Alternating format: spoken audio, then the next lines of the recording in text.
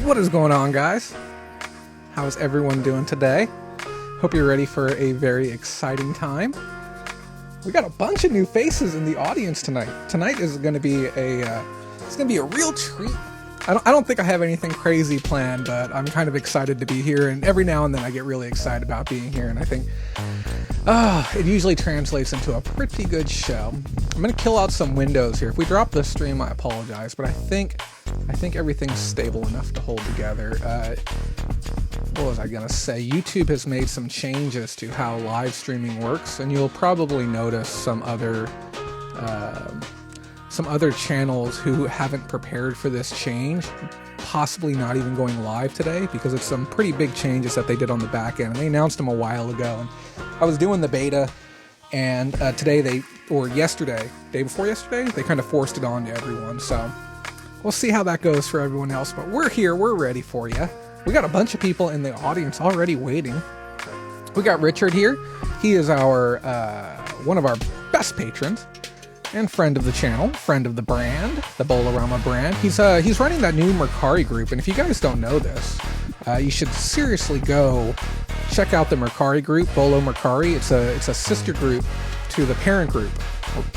I guess I don't know how you phrase it, but it's a really, really good group where you can go and talk about Mercari issues and success and stuff like that. If you wouldn't mind throwing a link out there, Richard. I think we have almost 250 members so far, which is kind of wild because we just started the group. But yeah, definitely check that out, especially if you have time before the show. It's on Facebook. And there's a lot of good tips, a lot of good info on there, and you can get some good answers. Let's see who else we got here. Charlie Hustle, Mr. C. Hizzle in his house. I think I got that. That's how you youngsters are talking nowadays. We got Simply Dana. Good evening, Jay. Thank you. Good evening to you as well. Salutations. Zaida, how you doing? I was actually thinking about the discussion that we had regarding our next talk that we were going to have, and I'm actually really looking forward to it. We're going to be talking about some pack and ship stuff, and it's a fun thing to talk about. I was thinking about it earlier too, how so many people have never taken any formal pack and ship classes, and we kind of figure it out. We'll send stuff out and hope it doesn't break. But I was even thinking about making a video on the topic as well, because there's so much stuff to learn.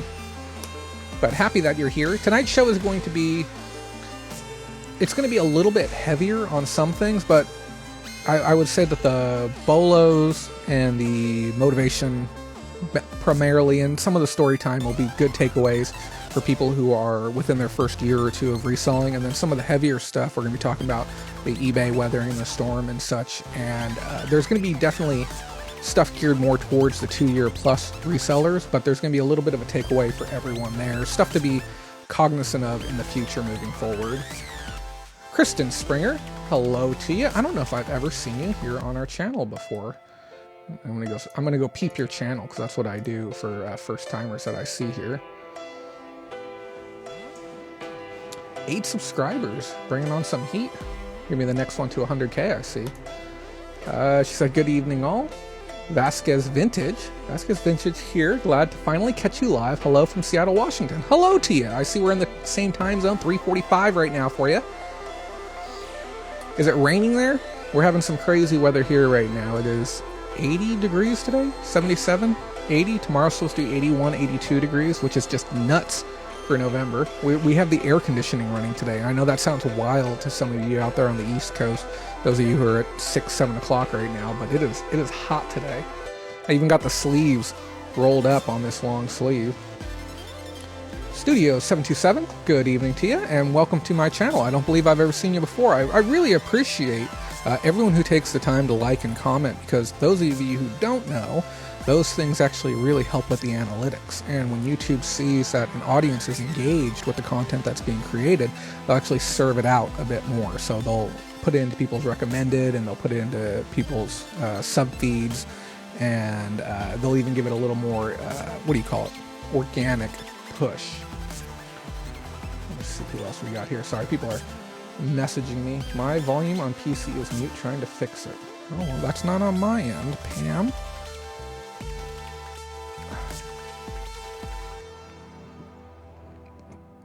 Who else do we have here today? There's a fly flying around this office right now, and I really hope we can get rid of it before the show starts. But yes, happy to have you all, and welcome to the channel, Studio 727. Simply Dana, congrats on 3K, onwards and upwards to 100K. Thank you.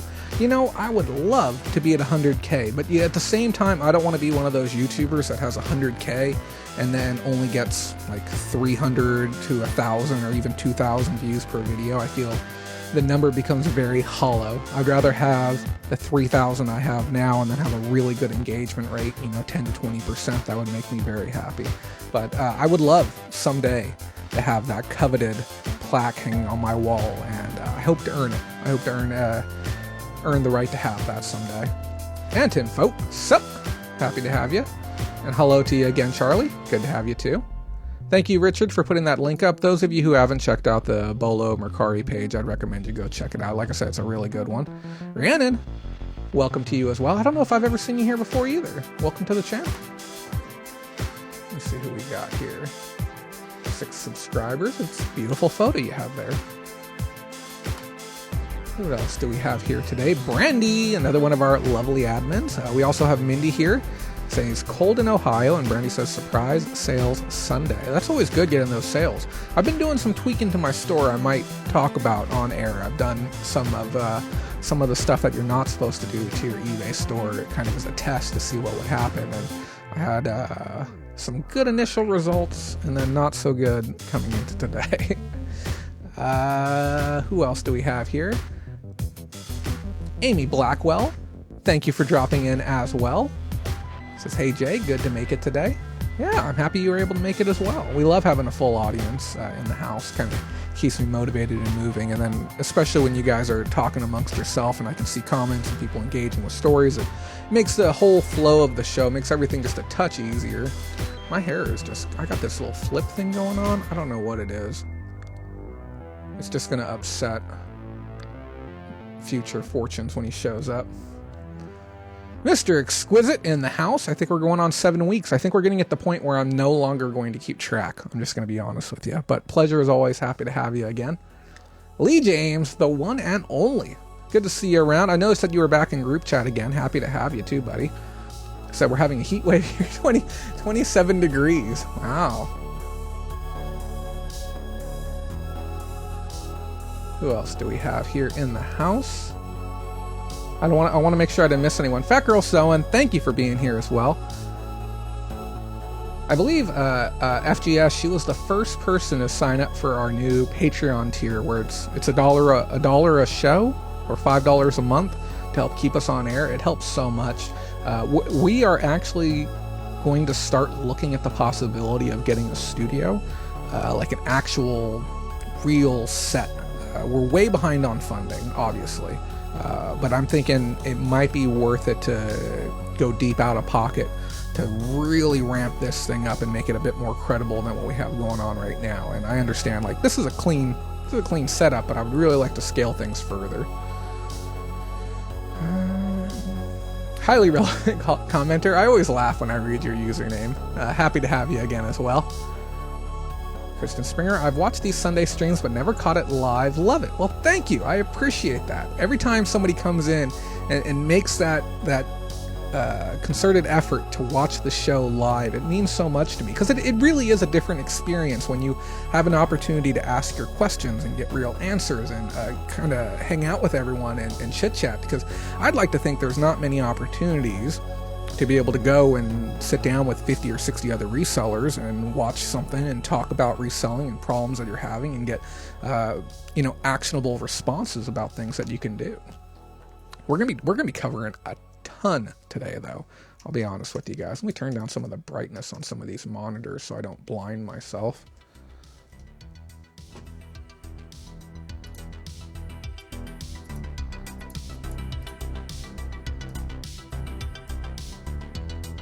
Yeah, some of these monitors here, we have 2 monitors, technically 3 monitors in front of me right now, and if we have them turned up too high, at the end of the show, my eyes are just like on fire. But we can't have them too low either. There's going to be too much glare on them and we can't see what we need to read. Who else do we have here? Again, we got Daniel 2500. Thank you again to all the first-time commenters. I know it's like some of you don't care. There's a big percentage of people. I'm probably going to say somewhere in the area of about 80% of people who have never commented on any of my videos, who've never said hello during the live streams, or just there. I have a friend and a patron, her name is Rachel, and she will not comment, even if she has a question she wants to ask, because she feels it's weird. So those of you who are taking the time, I appreciate it. Oh, we got fines for you in the audience. Hello to you as well. It was good talking with you earlier. Who else do we have? And Brandy Hunter. Oh, wait, I said hello to you already. I don't know why I didn't recognize your avatar there for a second. Rachel Mel says, don't pick on me. Thank you for commenting, Rachel. I appreciate it. While you have your phone in your hand, why don't you go ahead and click that like button for me too? Thanks.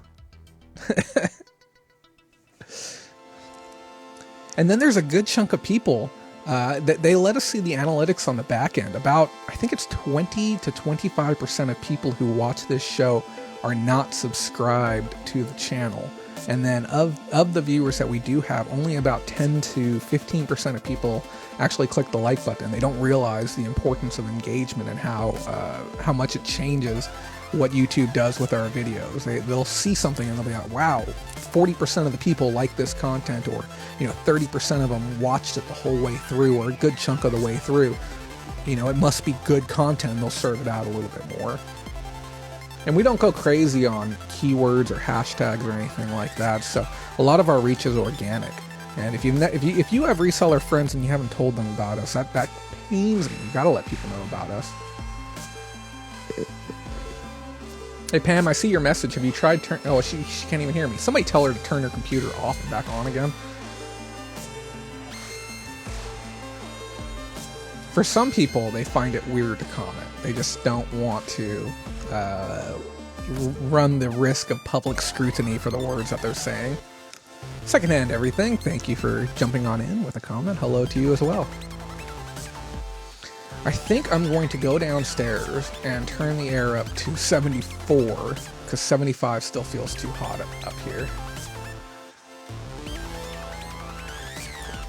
Un momento.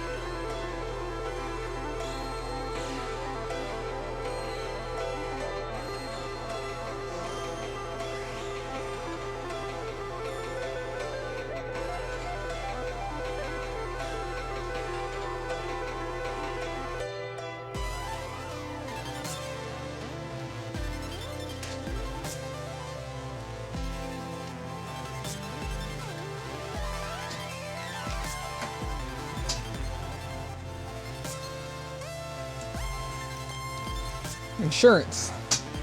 First-time homeowners. Yes. Thank you, Amy.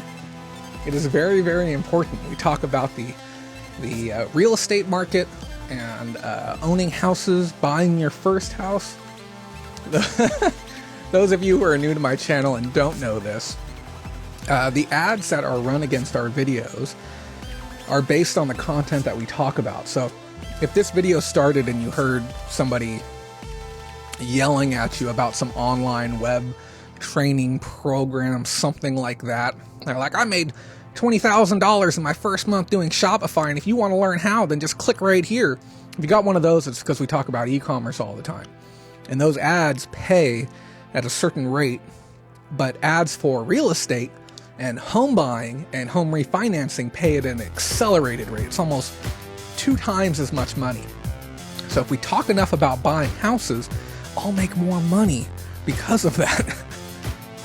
But we shouldn't try and game the system, honestly, because, you know, some jackwad's just going to report one of my videos again, and then we did get nothing. But those of you who are, like, I can't stress this enough, the importance of transparency. Not only do we get to decide how many ads run within the video. We actually get to choose where they go. And that's with all YouTube creators. So if you go to somebody's video and you notice there's like 15 flipping ads within the first hour of a video, they want to get paid for every single one of those. We don't do that here. We run one every 20 minutes, like clockwork, the whole way through the show. And that's if you're watching the pre-recorded. You're catching it later instead of the live right now. But if you're watching it live, you only get one in the beginning, and that's it. If we get a new patron during the week, we actually will not run ads against the video. We just won't do it. So yes, definitely. If somebody needs a new realtor, it's an important thing to talk about as well.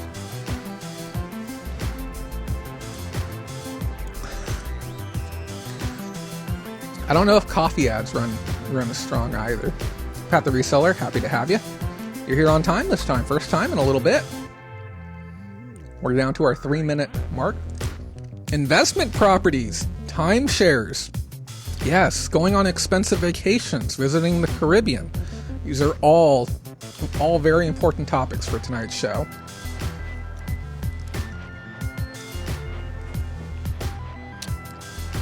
PA flippers, or PA flippers, hello to you as well. Got a bunch of new faces. That makes me so happy to hear that new people are coming on through. Yellow Brick Road Reselling. I'm here listening and watching the game. Happy to have you. I dropped in on your page earlier. I don't want to just throw it out there, but I was reading some of the content you put up. I really like the page that you run because you do your best to run highly relevant content. You're kind of like me. You don't like wasting people's time, so you won't post. Anytime I see your stuff, it's never nonsense. It's always stuff that people can benefit from. Lancaster.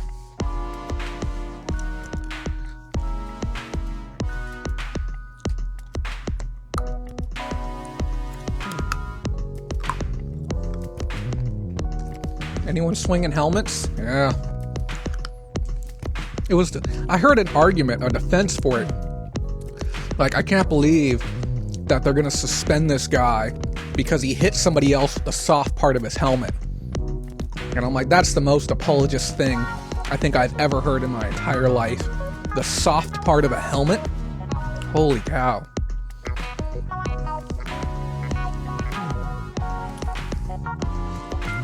I wish I owned real estate, frankly.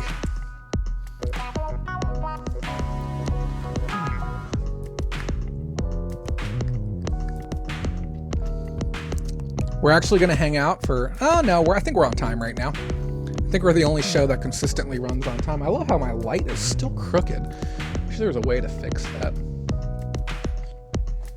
Bah humbug.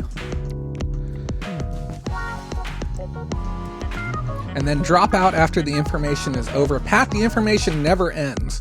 Believe it or not, we have some people where that last little bit, that last bit of motivation at the end is one of the most important parts of the show to them. I get some DMs after the show saying like, Jay, that really got me on track. That really got me focused. So the value in this program is from the moment it starts till the moment it ends. And I understand, like, if we made it shorter, more people might be engaged till the end, but it's not for everyone. I get that, but I don't ever waste anyone's time, so hopefully you find value in it all.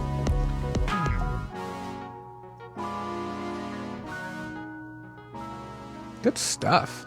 Good stuff. I hope everyone's ready. 42 of you watching. Let's... Oh, Simply Dana's in control tonight. She said we got to roll, so let's go ahead and roll.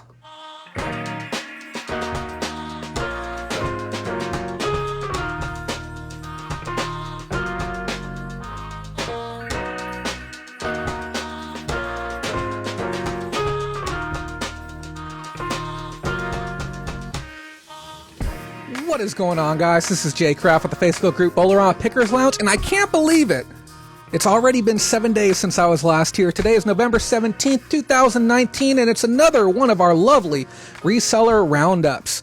We're going to have a heck of a show tonight, as always. This week we're going to be talking about Nike separating from Amazon, and I guess some of the back-end details of it and why it might be important to keep your ears and eyes open on this one. We're going to be talking about USPS rates. I know we talked previously about the changes that were coming in January, But I may need to redo the chart, and I'm going to tell you why. On top of that, we have some policy changes on eBay. If you don't remember last week, we talked about it. And again, there's more policy changes that they haven't told anyone about. And why these changes are happening and we're not getting notified by email is really starting to frustrate me. So I'm going to be making a stink about that to eBay. And then on top of that, they put out what I consider to be one of the most valuable articles in a long time, talking about how to weather the retail storm that's going on right now. We got the perfect storm of businesses closing and people trying to be successful with e-commerce, and they put out this very long piece that has a ton of great information. So I'm going to be reading it with you guys tonight and giving you a bit of conjecture and some of my thoughts and feelings about it, and how some of it may be applicable to you and your online brand, and how you can apply some of these things to boost your sales possibly, or at least slow down the bleed. I don't know if you guys are like me sometimes. I kind of look at my sales the same way I look at my diet. I'm not necessarily trying to lose weight. I am simply trying to slow down the gain. But the opposite with sales. I'm not trying to necessarily make more money. I'm just trying to ensure that I stop lowering my daily rake. And I know sales are down a little bit for everyone right now, but we're gonna cover a bunch of stuff tonight. Now, if you missed out on last week's show, and I don't just mean the first hour where the good bits are, we're talking the entirety of the show. We talked about Jordan Sweetnam, the senior vice president of eBay, and I gave my feedback on his hollow letter that he put out to address the masses. We also talked about prep for Q4, things that you can do in the middle of Q4 to still ensure that your season is a solid one, as well as the ramifications of having a poor Q4 and the benefits of having a solid one coming into January. We also talked about IPI changes, or inventory performance index changes on Amazon, and the things you need to know with that. And then we also have the pickups of my the items that I got last week. I'm going to take a look over here at the comments. Those of you who don't know, we got a couple of monitors here, and see who else we got here. I just read that McDonald's converts all their hamburger money into real estate. Holy cow. And if you guys don't know the power of buying your first home and investing in real estate, you're really missing out. Now, the reason we're talking about that is because it has to do with advertising dollars. We want valuable advertisers on our channels. Now, the thing is, advertising is our short-term play. I'm going to be completely honest with you. We don't make much from advertising. Those of you who think that those YouTube ads that run before the videos are paying our bills, we're generally not supposed to talk heavily about it, but this channel earns less than $40 per month in advertising from YouTube. I kid you not. It is legitimately that low. And I can upload a censored image to show you the revenue and how bad it is. And that's why we always talk about Patreon. Thank you, Pam. She'll be throwing a link up there for you right now. But we always talk about that and other things. Well, we're going to come full circle. I don't want to start the show by diving into all of that right now. I do always like to start the show with a little bit of story time. And this has been an interesting week for me, and for a handful of reasons. I finally was able to sit down and truly get caught up on my listings. I think I ran somewhere in the area of about 100 listings this week. And those of you who saw the Maricopa video and saw the pickups that came in the show following that, I had a bunch of items that I got, absolute ton of them. And processing through them and figuring out what was going to go to the yard sale, what was going to get donated, what was actually going to get listed online, and then cleaning, testing, listing. When somebody dumps what is 200 items on you at one time? I had that, and then the yard sale clear out. It takes a while to get caught up, especially when you have your hand in so many other cookie jars at the same time.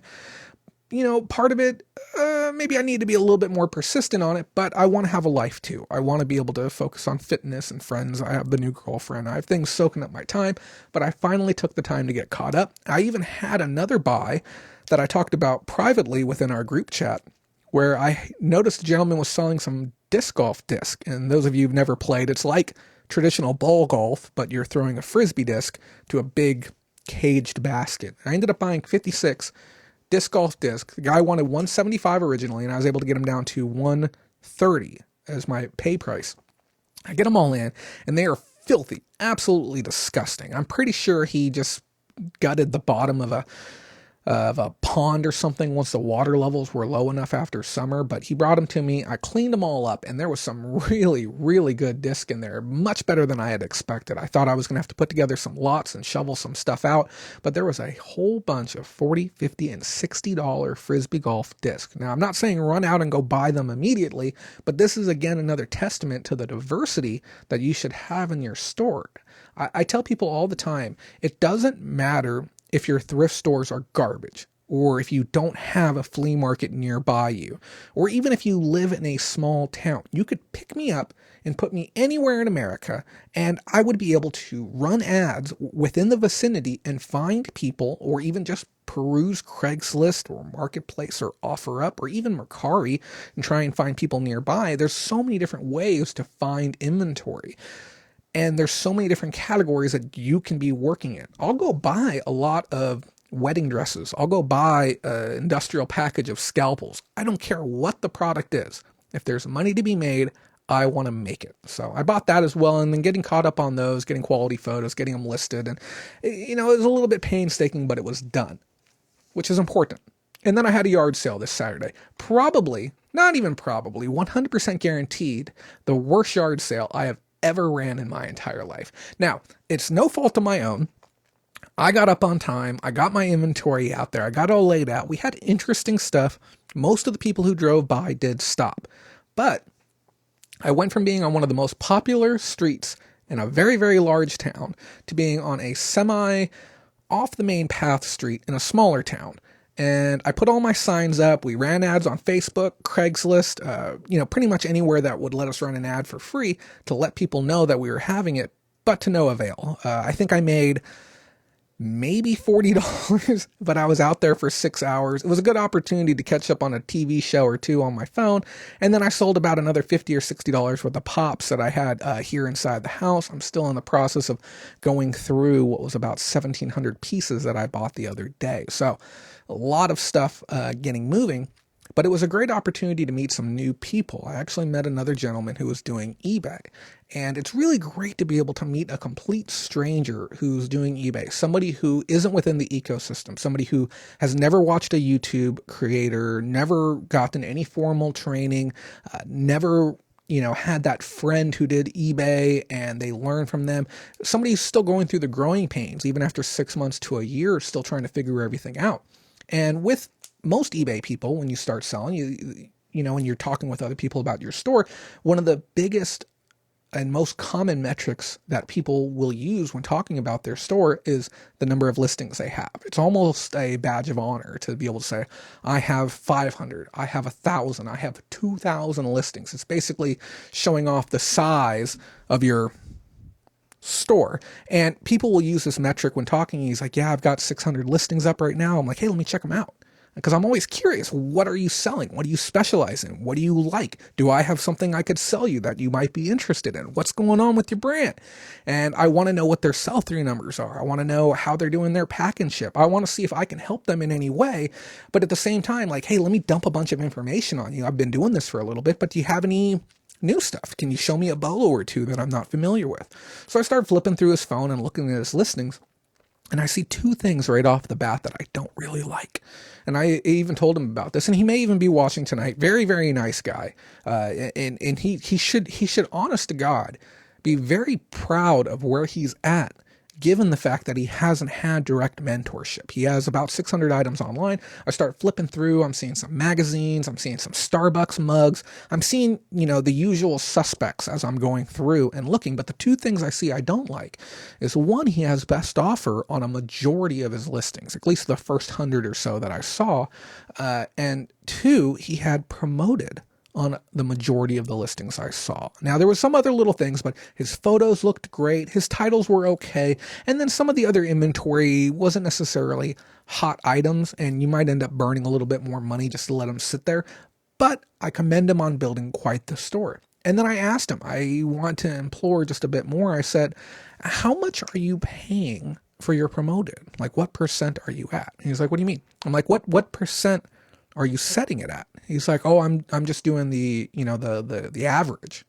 And the average basically meaning the trending rate.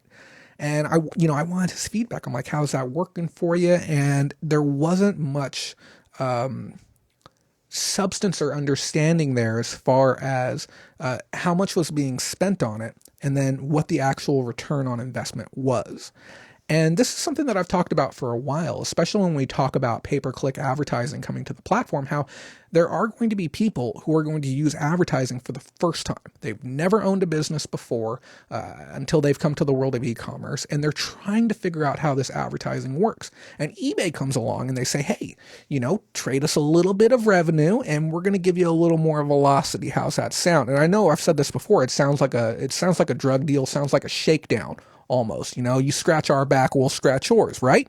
And I've never been a fan of this, but when people are new to business, new to owning their own business, and they see eBay's suggestion based on these trending rates, it doesn't take much to see these trending rates starting to get out of control. Because if your category is telling you 7%, everyone's doing 7%, well, I might as well do 8 then, right? I want to be outdoing everyone that's on the platform.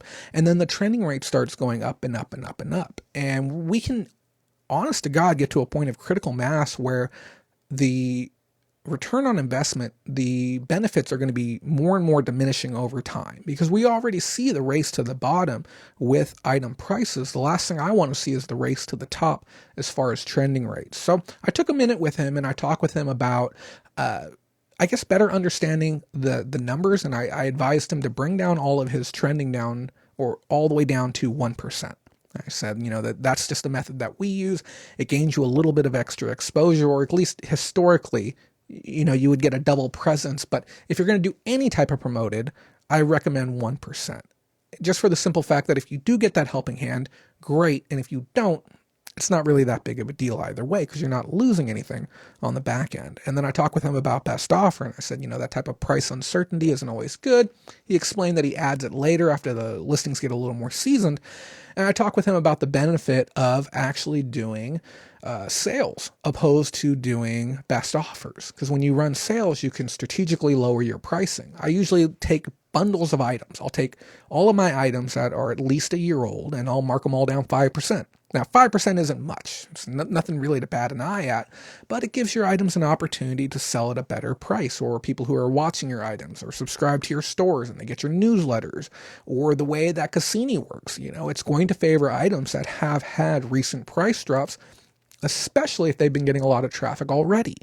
So if you are competing against multiple other items, your item's all of a sudden now cheaper because a sale or a promotion that's going on it, eBay will have incentive to serve that item up. Now, where you choose to spend your money, whether you're choosing to give that discount to the consumer and you're giving them the 5% off, or you're giving that 5% to eBay as the trade-off to be able to work with them, this type of activity is what is the bread and butter of moving more items on eBay. Because all of us can go out and buy stuff, but sometimes stuff gets a little bit stagnant. And before anyone talks about refreshing listings and that type of hoopla of delisting and relisting, we talk about the actual real methods to actually increase velocity on the platform. So I'll take that 5% block, let it run for 30 days. And whatever I get off of it, great. And there's obviously going to be a bunch of stuff left. I'll take that same exact block of items and I'll run it at 10% for the next 30 days. And then 15%, and then 20%, and then 25%, and until I get to a point where I can say, okay, I'm not going to make money on this item, even if it sells today at this percentage off. No one bought it for 30 days. Now what? The market has spoken, and the benefit to this is, let's say we have let's say we have a $50 item. We got 25% off. That's $37.50. If the shipping cost on it's going to be $20, you paid $15 into it, you're essentially at a break-even point. You're going to lose a little money after fees. We now know the market isn't responding to that item. Take it off the internet. Why are you going to leave it up there? Why not replace it with something else that has an opportunity to sell? Now, don't get me wrong. I understand the long tail game of it, but you're paying money every single month to play this long tail game per item. And sometimes we have to sit back and say, you know what, hey, I bought this item 3 years ago. No one wants it. I've reduced it down even as far as 40, 50%. It might be time to get it off the site. Sometimes I make bad buys and it's going to happen.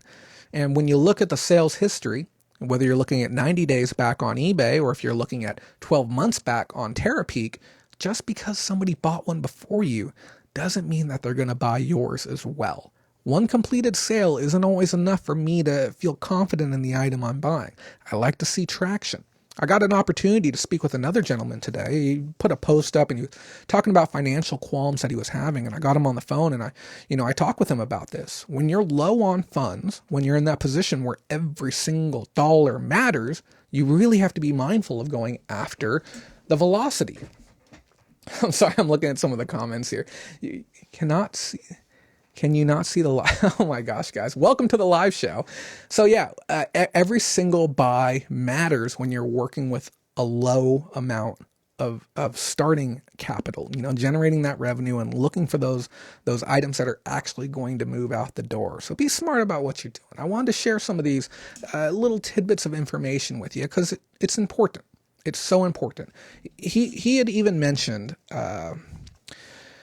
it's difficult to talk about. There's a gentleman who is lying to people on YouTube about who he is and his history as a reseller. And this gentleman, he's been on YouTube going back 5 or 6 years. He's had multiple channels. He's been selling the same course and the same program over and over. And he talked with me even today about how he was looking into doing these you might even know who I'm talking about when I say this, but he was looking to do bundles because he had seen a video telling him, get a coloring book and add a magnifying glass and add some crayons and then have your own unique bundle and sell it on eBay. This is after Amazon really had cracked down on that. They're saying sell it on eBay. This is the way you want to go. And you can start, you can sell that for $7-8 and then you just keep doing that over and over. Just buy it all from the dollar store. And I explained to him, there's a very, very specific reason why we don't teach one thing. We don't go down this very, very fine path and say, this is exactly what you need to do. You need to learn books. This is the only way you're going to make your revenue. Just become a bookseller. Turnkey, easy, done. Because of the dangers of doing that. We see categories get gated all the time. I'm not even allowed to sell popular books. The book Triggered got me triggered because I'm not allowed to sell the darn thing right now. And it's ridiculous. So if you get too narrow and you try and do only one thing, that's really where you can really screw up. You have a single point of failure, I believe is what they call it. So by staying diverse, you'll hear me talk about Mercari and yard sales and eBay and Amazon and promotions and sales and this, that, and the other. We're trying to create a fundamental base for everyone to be successful, to be able to use all of these tools and have a very robust toolbox, essentially, rather than just one screwdriver that you're also using as a hammer and also using as a pry bar. We want to give you the full set of tools to be able to be successful. So if you're like this gentleman and you're in a tricky spot right now and you just want to talk to somebody about it, you want me to pick up the phone and call you and talk with you, I have time this week. Okay. Don't be afraid to reach out to us on Instagram. Don't be afraid to reach out to us on Facebook. If you want to talk, I promise you, I don't care how many people watch this video, 500 to 1,000 people could watch this. If you want 20 or 30 minutes of my attention, you want to tell me what's going wrong with your store, and you want a little bit of input of things that you can do to fix your store, you have my word. I will pick up the phone and I will call you and talk with you about your brand. I won't call you from a private number. I'll call you from my real cell phone number and I will help you. Okay. This is what we're here for. It's Q4. It's time to make some money. Let's make this happen. Okay. Every part of the show matters. Let's do this, guys. Let's talk about a little bit of news. Head on over. Look at all those comments. You guys are going crazy over here. Oh my. So guys, we have a bunch of news that we're going to be talking about this week. Look at this hair flip. What is going on here? My God. I finally start getting some of this hair coming in, then I can't do anything about this. What do we have going on for news today? Oh yeah, first we got to thank our patrons. These are the lovely people who actually make this show possible. Don't get me wrong, I do it anyways because I care about all of you, but these people are actually paying the bills and keeping these literal lights on right now. I want to give an extra special thank you to Zyda, Pam, Matthew, Ashley, Anna and Joe, Lee James, Brandy, and Rob. And most of you guys are in the audience because you understand it's important. Okay. It's important to be here and learn these things. So thank you so much to all of you. We'll talk about Patreon again here a little bit later. I know we need to get into the news because that's why most of you are here today. Let's see if we can get our news slider working. Oh my gosh. Do I actually have to click there? Okay, guys, Amazon and Nike are parting ways. Nike to give Amazon the boot. Now, Nike, I'm moving my mouse over back to this screen. Now, Nike paired up with Amazon a while ago. I think it was about 2 years ago, and they were pretty much setting up a test run. They wanted to see how Nike could perform on Amazon, and they also wanted to put themselves in a position to be able to differentiate their products predominantly against counterfeiters and predominantly against third-party sellers. They wanted to be able to see and say, if we have the presence here, can we squash that presence that we're having from people pretty much selling the product and we don't want them selling the product? Can we play ball, and can we make this a viable part of our business moving forward? Now, most of the logic and most of the reasoning behind why this is happening isn't going to be relevant to most sellers, okay? And we understand that Donahue, the former eBay executive, had stepped into the roles to be the new CEO of Nike just 2 months ago? So it doesn't come as a surprise that he would step in there and think Amazon is the Antichrist and want to separate the two of them apart. It's not a shocker at all. I don't think anyone was expecting it to happen so quickly. On top of that, they didn't really leave much of a, like breadcrumb trail behind either, or the crumb trail behind. They pretty much did a firm split down the middle. And even when they were working with them, they never did some of the stuff that we see them do with eBay currently, like exclusive shoe drops or running brand new inventory when it first comes out. I think they even understand that they lose a lot by actually choosing to do ball with Amazon because their first party sales have been exceptionally strong. And there's very few brands that are able to succeed in this climate without having a presence on Amazon. Now, I'm not saying everyone needs to be on Amazon, but if you're going to be a big brand and you actually care about your e-commerce presence, that's kind of somewhere that you need to be able to generate a good chunk of your revenue, or at least for most of the successful brands that exist now. Now, the fact that Nike chose to step back, it kind of leaves me a little bit worried. I kind of have two questions that I'm stuck with in the back of my mind. What happens if other brands choose to do the same thing too? Now, we know as a whole that the signups for Amazon Prime are starting to slip back the other direction. People aren't getting as excited about getting those boxes showing up on their front porch as they used to. And we're starting to see a bit more of the shift back into traditional retail again, as retail stores are working hard to try and recapture the customers that they've lost. We've seen things like curbside pickup, free delivery to the house, exclusive offers, in-store deals and stuff to that effect, as well as brands like, Kohl's doing that partnership play with Amazon to get more customers back into the retail experience. There's something that was very, very special initially about being able to shop online and get anything that you want to get delivered straight to your door, and it was this magical thing. And I think some of that allure is starting to wear off when it comes to Amazon. I think people do want to get back out there and do want to do a little bit of shopping, especially when the price point speaks to them and they can save a few bucks by being able to do it. So I have to ask, what would happen if more brands chose to leave the platform? Would it soften the overall value of Amazon as a whole? We saw Birkenstocks even the same time that Nike came on board back in 2017. We saw Birkenstocks step away from the site too, and they said, hey, we've got a solid enough product and you guys are doing nothing to mitigate the counterfeits that are on your platform. And that's the thing still too. To this day, I can go online and I can buy counterfeit Nike shoes on Amazon. They're not easy to find, but they are there. So I think that with this move, we could also see a bit of consumer distrust for Amazon in a new way that we haven't seen before.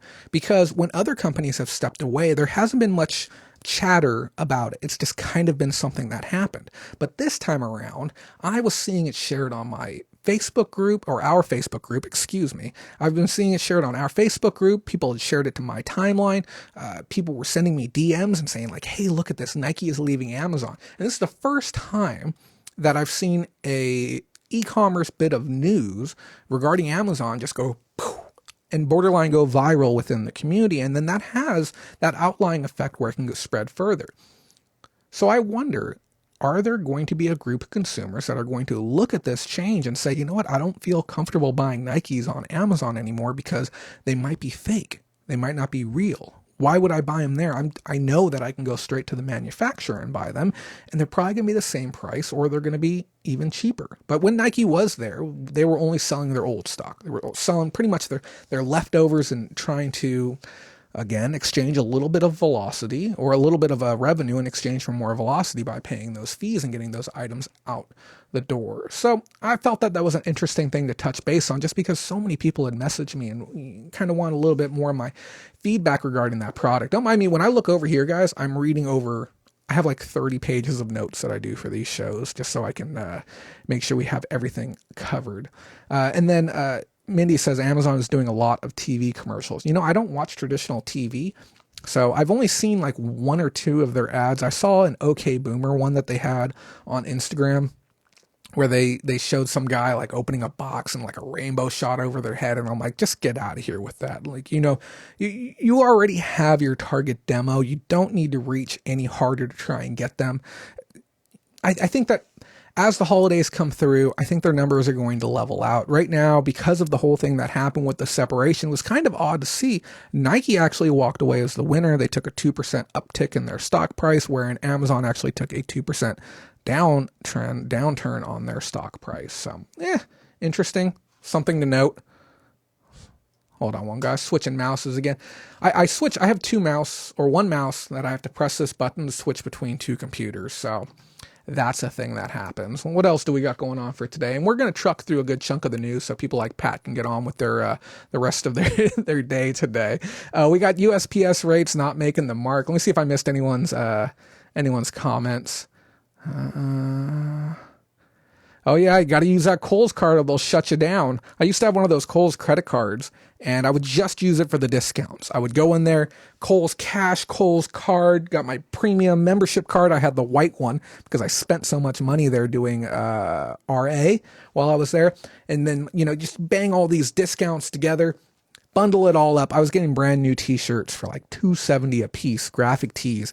I was selling them for $18 to $22 a piece on eBay. I made a killing last year doing that. They kind of cracked down a bit more on people doing that, but I would use the credit card and they're like, yeah, you have to do it to your charge card. I'm like, cool. And they would hit my charge card for, I don't know, $600-700. Then I would immediately walk straight to the guest service counter, hand them $700 right there. I'm like, cool, I'd like to pay this off. And I would immediately pay it off. I would never pay interest. I would never get a bill in the mail.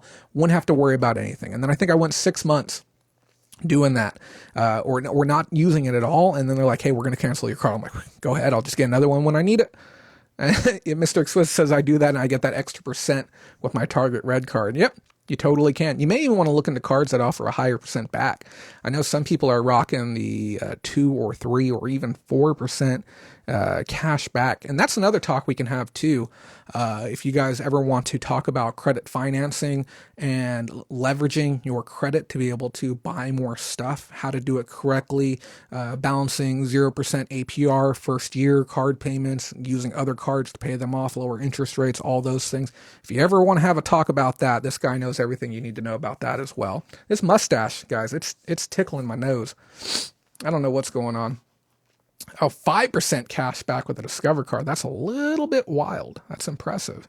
But yeah, stack those deals. So guys, I'm going to read you about this. The current proposed rates do not comply with the limitations for postal accordance for first class, whatever that means. The commission finds that the Postal Service planned first class mail price adjustments would exceed the price cap limitations specified by 39 USC 3622D as calculated in accordance with another long number. Specifically, the Postal Service makes impermissible adjustments to the billing determinants related to inbound letter post. As a result, the Postal Service incorrectly calculates the percentage change in rates for first-class mail to be 1.926%. Using the Postal Service planned first-class mail price, the Commission has calculated that the proposed percentage change in rates to be 2.109%, which exceeds the total price adjustment authority of 1.933%. Riveting news, right, guys? Basically what happened, and I kind of chalked this up to the change to zone-based shipping. They basically didn't do the math correctly, or they didn't factor that out. A couple of the tiers that we showed during the first-class shipping change, the rate change, I think we showed it a month ago, that is coming for January 2020. Some of them, they ran them too high. So they were charging we're talking a very, very small amount here. It frustrates me to my core that I'm even talking about this because I think it's negligible. But anytime anything happens with first class, I understand. If we can shave a few cents off, it's worth it. And that's what we're talking about. We're talking about a few cents. Charlie Hustle says, yes, please do a video on credit leveraging. Yes, there's so much leveraging you can do, especially if you are doing some strategic investing buying and you're smart about what you're buying and you know what you're doing. Any of this stuff in this area here, yes, you can make a whole lot of money leveraging your credit, especially if you're doing cash back, especially if you're combining it. 5% back is great, but if you combine that with, let's say you have an eBay promotion where you can get 10% off on your buy, and if you're doing $300, $400, $1,000 worth of buys, and you can get 10% off on that, and then you can get your eBay bucks, and then it also qualifies for a Honey transaction, and the Honey, I just cashed in a $50 gift card the other day for Honey, so that stuff really, really adds up very, very quickly, and above and beyond your APR after the first year. So lots of ways to make a lot of money if you want to go that direction. Then there's also turn and burn, but that's a whole nother discussion, probably an off-air discussion. We can talk about turn and burn at eBay Open is something that we can talk about. That's something where we're not on air. The commission also identifies and corrects other technical issues that the Postal Service should maintain in its revised supporting documentation. So basically, the Postal Regulatory Commission is a checks and balance, and it keeps USPS accountable for their rate changes. Exciting news, right? So what does that mean? That means that we are going to see a updated or revised, or possibly there might be some type of grace given because it's such a small amount. The taxpayers, this is probably going to cost us $100,000 in tax dollars to get this sorted out, if not more, to be able to get this done. Coconut oil and shea butter in my beard wash. Guys, if you don't know, I'm growing this for Movember, and here's the thing that pains me so much. Ryan Reynolds did a Movember video. It's got like 6 million views on it. But I don't think there was any links or anything provided to get people to the Movember YouTube channel. Movember puts out these really quality, highly edited videos that cost a lot of money to make. I know they're not making these for cheap. And they're taking somebody has to be donating something, either time or money, to be able to make these videos. And they put them online. Their last one got 23 views. How is this even possible? Like, I don't know if I'm, the only one who even gives 2 cents about this, but it's ridiculous that no one is engaging with their content. And then I tried reaching out to them and saying like, hey, I'm a creator. I want to see people talking about this. I want some more exposure for this campaign. Let's connect on something, like let's make something happen. No response. I leave some comments on their videos like, hey, who's the one working with this? I comment on Facebook. No response. So I don't know. I may have to donate my money directly to a more active cause than this. Give me 1 second, guys. Hold on really quick. Hold on really, really quick.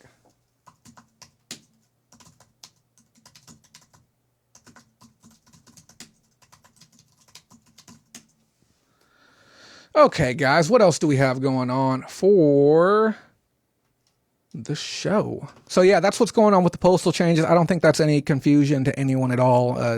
They're going to adjust the rates. We're going to see what's going to happen here moving forward. Let's take a look at our next bit of news. Hold on 1 second.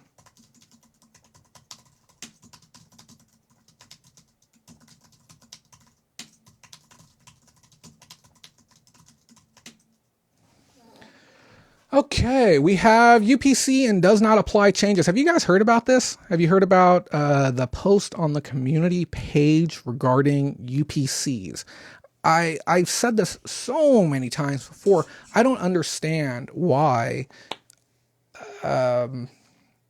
people aren't talking about this and why this isn't a bigger deal. I saw in another group somebody put up a post and said, go run right now, go fix all your clothing. None of your clothing is displaying the sizes correctly. It all needs to be fixed. And I'm sitting there thinking, I'm like, why aren't we talking about UPCs and does not apply? Why aren't we on top of this? So a question was left within the community board that I felt warranted a discussion. The question was, according to eBay's announcement, in certain categories, UPC product identifiers will show as a required field with the no quote unquote does not apply option. If you do not have a UPC, please leave the field blank and do not insert random numbers. Does this mean we should remove does not apply from all of our existing listings that use this in the UPC field? Is there a list of the quote unquote certain categories published anywhere? Why is it suddenly recommended to leave the field blank when previously it was required to enter does not apply? I'm guessing it has something to do with Google not liking the does not apply on all of those listings. The response from the community manager was, for listings where you are still able to select does not apply, you may continue to do so. But for those categories where it is no longer an option, you would either need to input one or leave it blank. The largest reason to advise leaving it blank is to prevent misinformation getting into search filters in the case of inputting fake numbers, or creating several irrelevant search filters. The community team will see if there is more information we can find and will loop back as we hear back. So if you're creating new listings right now and you're presented with the option of does not apply, the current suggested and formal recommendation by eBay is to leave that field blank, to put nothing in. Do not use the does not apply. Do not put in random numbers. I remember we used to have to jam in random numbers, or we used to have to mark an item as used even when it was new. Leave the field blank moving forward. As far as your existing listings are concerned, I don't think there's a way to necessarily edit those in bulk without affecting your existing UPCs on the items that do have them. But if you have something in large quantity, then I would go ahead and recommend adjusting that over to a blank field if possible. Now, Beth says, are you kidding me? I am not kidding you. Yeah. And I think that the OP was bang on the money when she said this is more of a Google thing than anything else. And yeah, rightfully so. What is Google going to do as far as their analytics are concerned with does not apply? That's of no benefit to them. And I think one of the biggest qualms that most of us have with UPCs is that the information isn't readily available for people who are selling on the platform. If there is 40 people who have the exact same pair of jeans listed, okay? And let's say even 10 of them, let's say 25% of them have a UPC and they all match. Every one of them has the same UPC. And 75% of them have nothing. Maybe 50% of those does not apply, 50% the rest have the blank field. Why is it that in 2019, we can't fetch that UPC, and when somebody clicks sell similar item, we can't jam that bad boy in? Or better yet, when I'm working with stuff like this beautiful Stranger Things Funko 2-pack upside down with Barb and Eleven, and I go to list this and it asks me what character class is this? What type of category as far as collectibles or theme? What is the theme? Is it Star Trek? Is it Star Wars? Is it Pirates of the Caribbean? Stranger Things is what it is. If there's a million items listed on eBay with Stranger Things right now, and they've all inputted, every single one of them has inputted Stranger Things into that field, why is it that I have to manually type it out and then press the add button every single time? This is the problem. We talk about AI and we talk about, utilization of AI, and we're going to touch base on it here more in a second. The investment in technology to make shopping and selling smarter, but it's not helping anything that's actually relevant to people who are selling. I have a very, very large video where I'm actually going to be bringing in animators and possibly graphic artists to help me produce. It'll be coming out or being worked on through December, where I'm going to be talking about a lot of these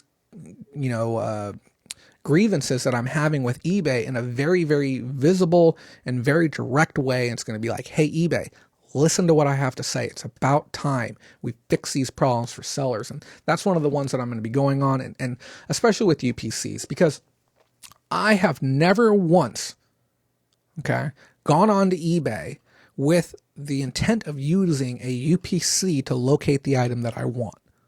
Okay. I just don't understand the reasoning for why so many of these metrics are important, or why we aren't utilizing AI to make that whole process just a little bit easier to do. Let me see some of these comments here. Just use macros. I'm using an iPad to list, and the thing is, I'm not always listing Stranger Things, but I did list 30 Stranger Things items the other day, and even using my copy paste functionality to do the autofill for the description, you can only hold so many things. With your standard iPad, there's no clipboard to reference back to or anything.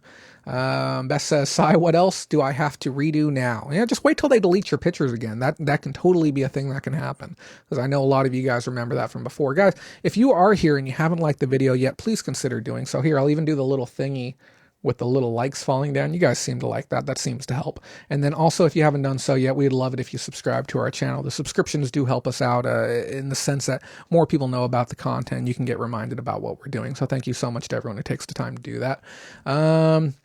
Perhaps to verify authenticity. Yeah, the thing is, with counterfeit products, they have the exact same barcode 9 out of 10 times. We've had counterfeit Pokemon cards here. We've had even counterfeit booster boxes we've seen, and they'll do the exact same UPC on them. Counterfeit pops use the exact same UPCs as well, because generally a lot of the great counterfeits come from the same warehouses where the authentic ones are being made. They'll either get the dyes, or they'll get the blueprints, or they'll do high-res scans of boxes and materials. It's not one of those things that's going to safeguard much of anyone, to be honest.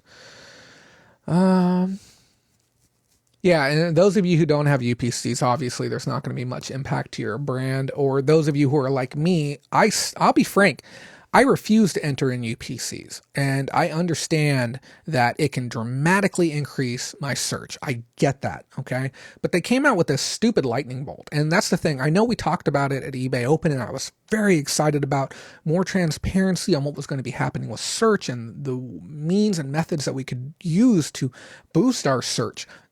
I entered in 15 pieces of information on one listing, and I was told that I was only 2/3 of the way to completing that darn lightning bolt.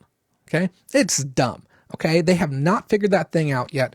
People are not refining 15 categories down. It does not happen. Ever. Okay? If you're going for a piece of clothing, okay, type of clothing you want, the gender that you want it for, the specific color you might want, the specific size. Maybe there's a variant that you want as well. That's 5 fields. I can't even think of an additional, maybe a brand. Okay. I can't think of 15 fields. People like refining down. I want wool. I want it to be organic wool. I want it to be hand sourced and organic wool from New Zealand. Like, how far down are we really taking some of these things? I will unlike it and then like it again. Thanks, Charlie Hustle. You know what's really funny? There's always one, I'm gonna call it like it is. There's one jackass out there that every single time I ask for the likes, he clicks on that dislike button. So I know you're out there. And then there's a handful of you guys who think it's funny to hit the dislike and then hit like right before the video ends. Like, I don't understand the method behind it. You're here consuming a free product. Help somebody out. Throw us a damn bone, right? But I'm not getting kerfuffled over it. I genuinely feel bad for the people who do that. The other thing too, we have some other changes. I don't know why. They're not covered on the other thing. I'm going to go full screen on this one because the thumbnail doesn't apply. Those of you who don't remember the last seller update that we had a thing where we were talking about changes to categories and how certain things were getting grouped and bunched together. This is going to affect some of you clothing sellers out there as well. The unisex clothing category is now completely gone from eBay. So, or as far as shirts are concerned. So if you've been selling shirts and if you have any at this time that were listed as unisex t-shirts, you have to go back and check your listings now. Like right now, because a lot of them have been defaulted to either men's or women's, almost indiscriminately. Okay. So if you've had listings in unisex clothing, go check your listings and make sure that they're in the category that you actually want them in, because, we talked about this and we warned everyone about this. If it got bumped over to men's and it was unisex, and a customer can look at it and say, well, you were selling a shirt that I believed to be a men's shirt, but then when it showed up, it's clearly more of a woman's shirt, and that type of subjectivity, when you know what's going to happen, you're going to get an INAD. And you're going to lose it too, which is very, very unfortunate. Even if you testify to eBay and say like, hey, I know what category I put this in, you bumped it on over. Well, the thing is, when you agree to the terms of service, you agree to these seller updates and these changes to these listings. They have the right and power to do that. So please go check. Okay. It's very important that you get on that. Simply Dana says, exactly. I have a lot of unisex shirts. It's important to be on top of this. This is what I'm saying. Like, I understand there's eBay radio and they have that eBay podcast and stuff like that, but we need more of this information getting pushed out. It's not okay to just have the seller update and say, oh, in, December 29th, we even released a calendar on our Facebook page showing when all the updates happen. It's not okay to say on December 29th, this change within the business industrial category is going to be occurring. And there are changes coming up at the end of the month for that category. These changes are going to be happening. But then right before they happen, say nothing to no one. I don't think that's really the smartest way to do business, because if we have the means to push out these emails with this information and these updates, why not do it again? Why not inform, especially those who specifically have items listed in unisex shirts? Send them out an email, right? Why can't we add men's and women's in the description? Why can't you could technically add to the description? We're talking about the item specifics, where you have to select a specific category or subcategory essentially for your clothing. So, we have our parent tree, which is the main, total top first line of categories you see, which is, like books and media and, whatever else, tools, industrial, yada, yada, yada. And then the subcategory, which is, it would go, I think it's clothing and accessories. And then there further down, it could be jackets or shirts, and then like unisex shirts.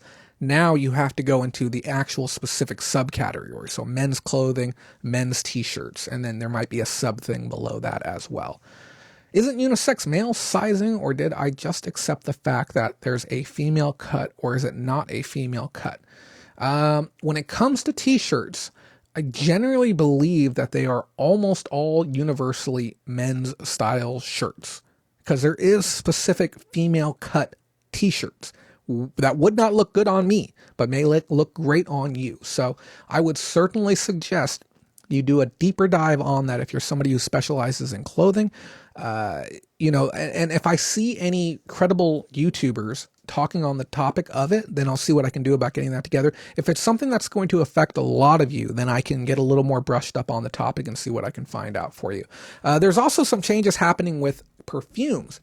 And this was a topic that was brought up within our group, as well as another group, as a gentleman had sold a perfume bottle on Mercari because he had the listing deactivated, or it might have been cloned, deactivated off of eBay.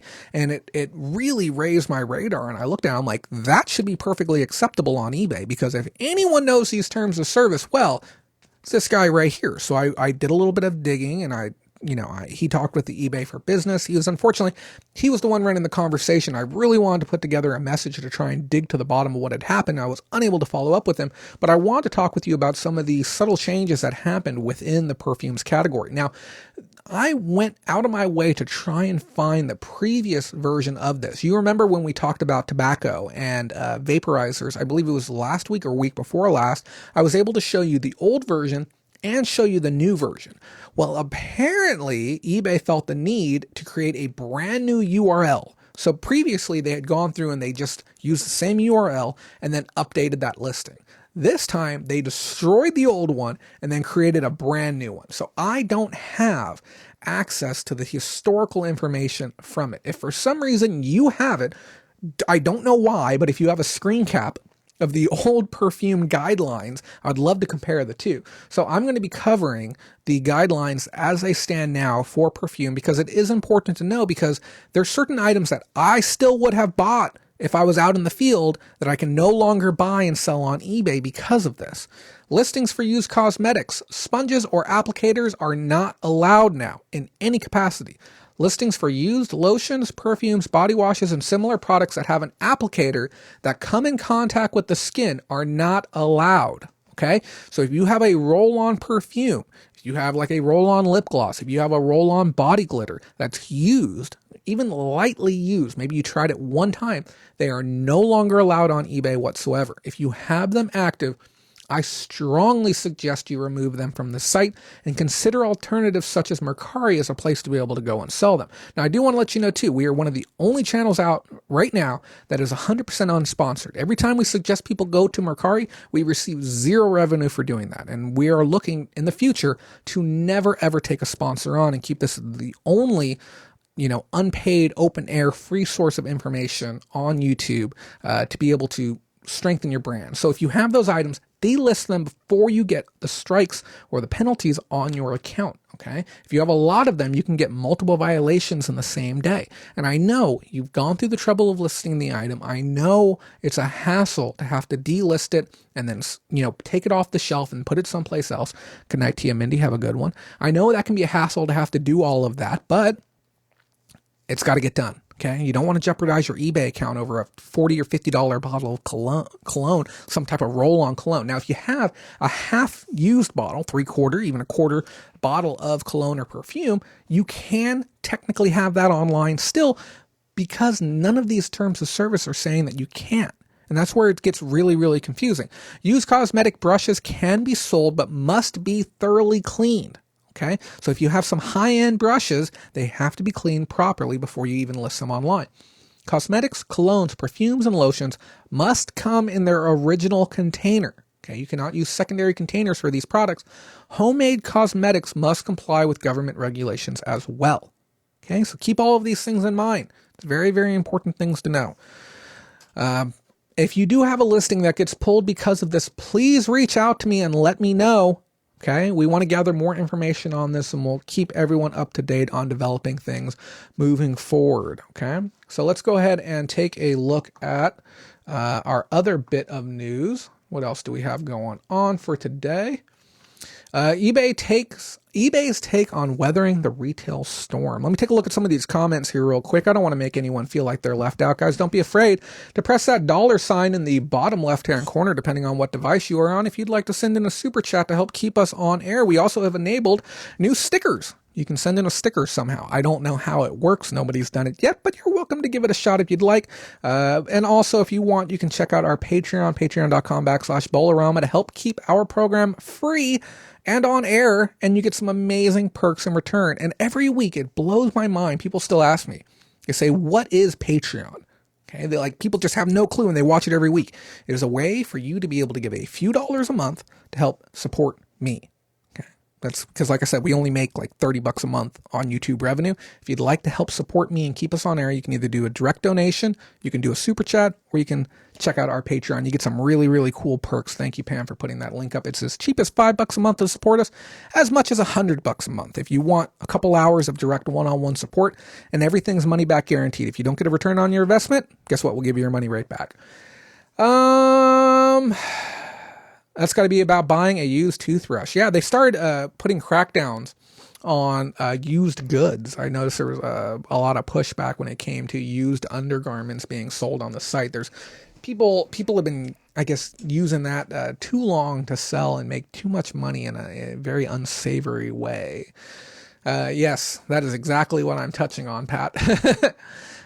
Or not touching, to be completely honest with you. So, navigating the perfect storm of retail disruption. This was an article that was put up on the newsroom by eBay, and I thought it was very, very good.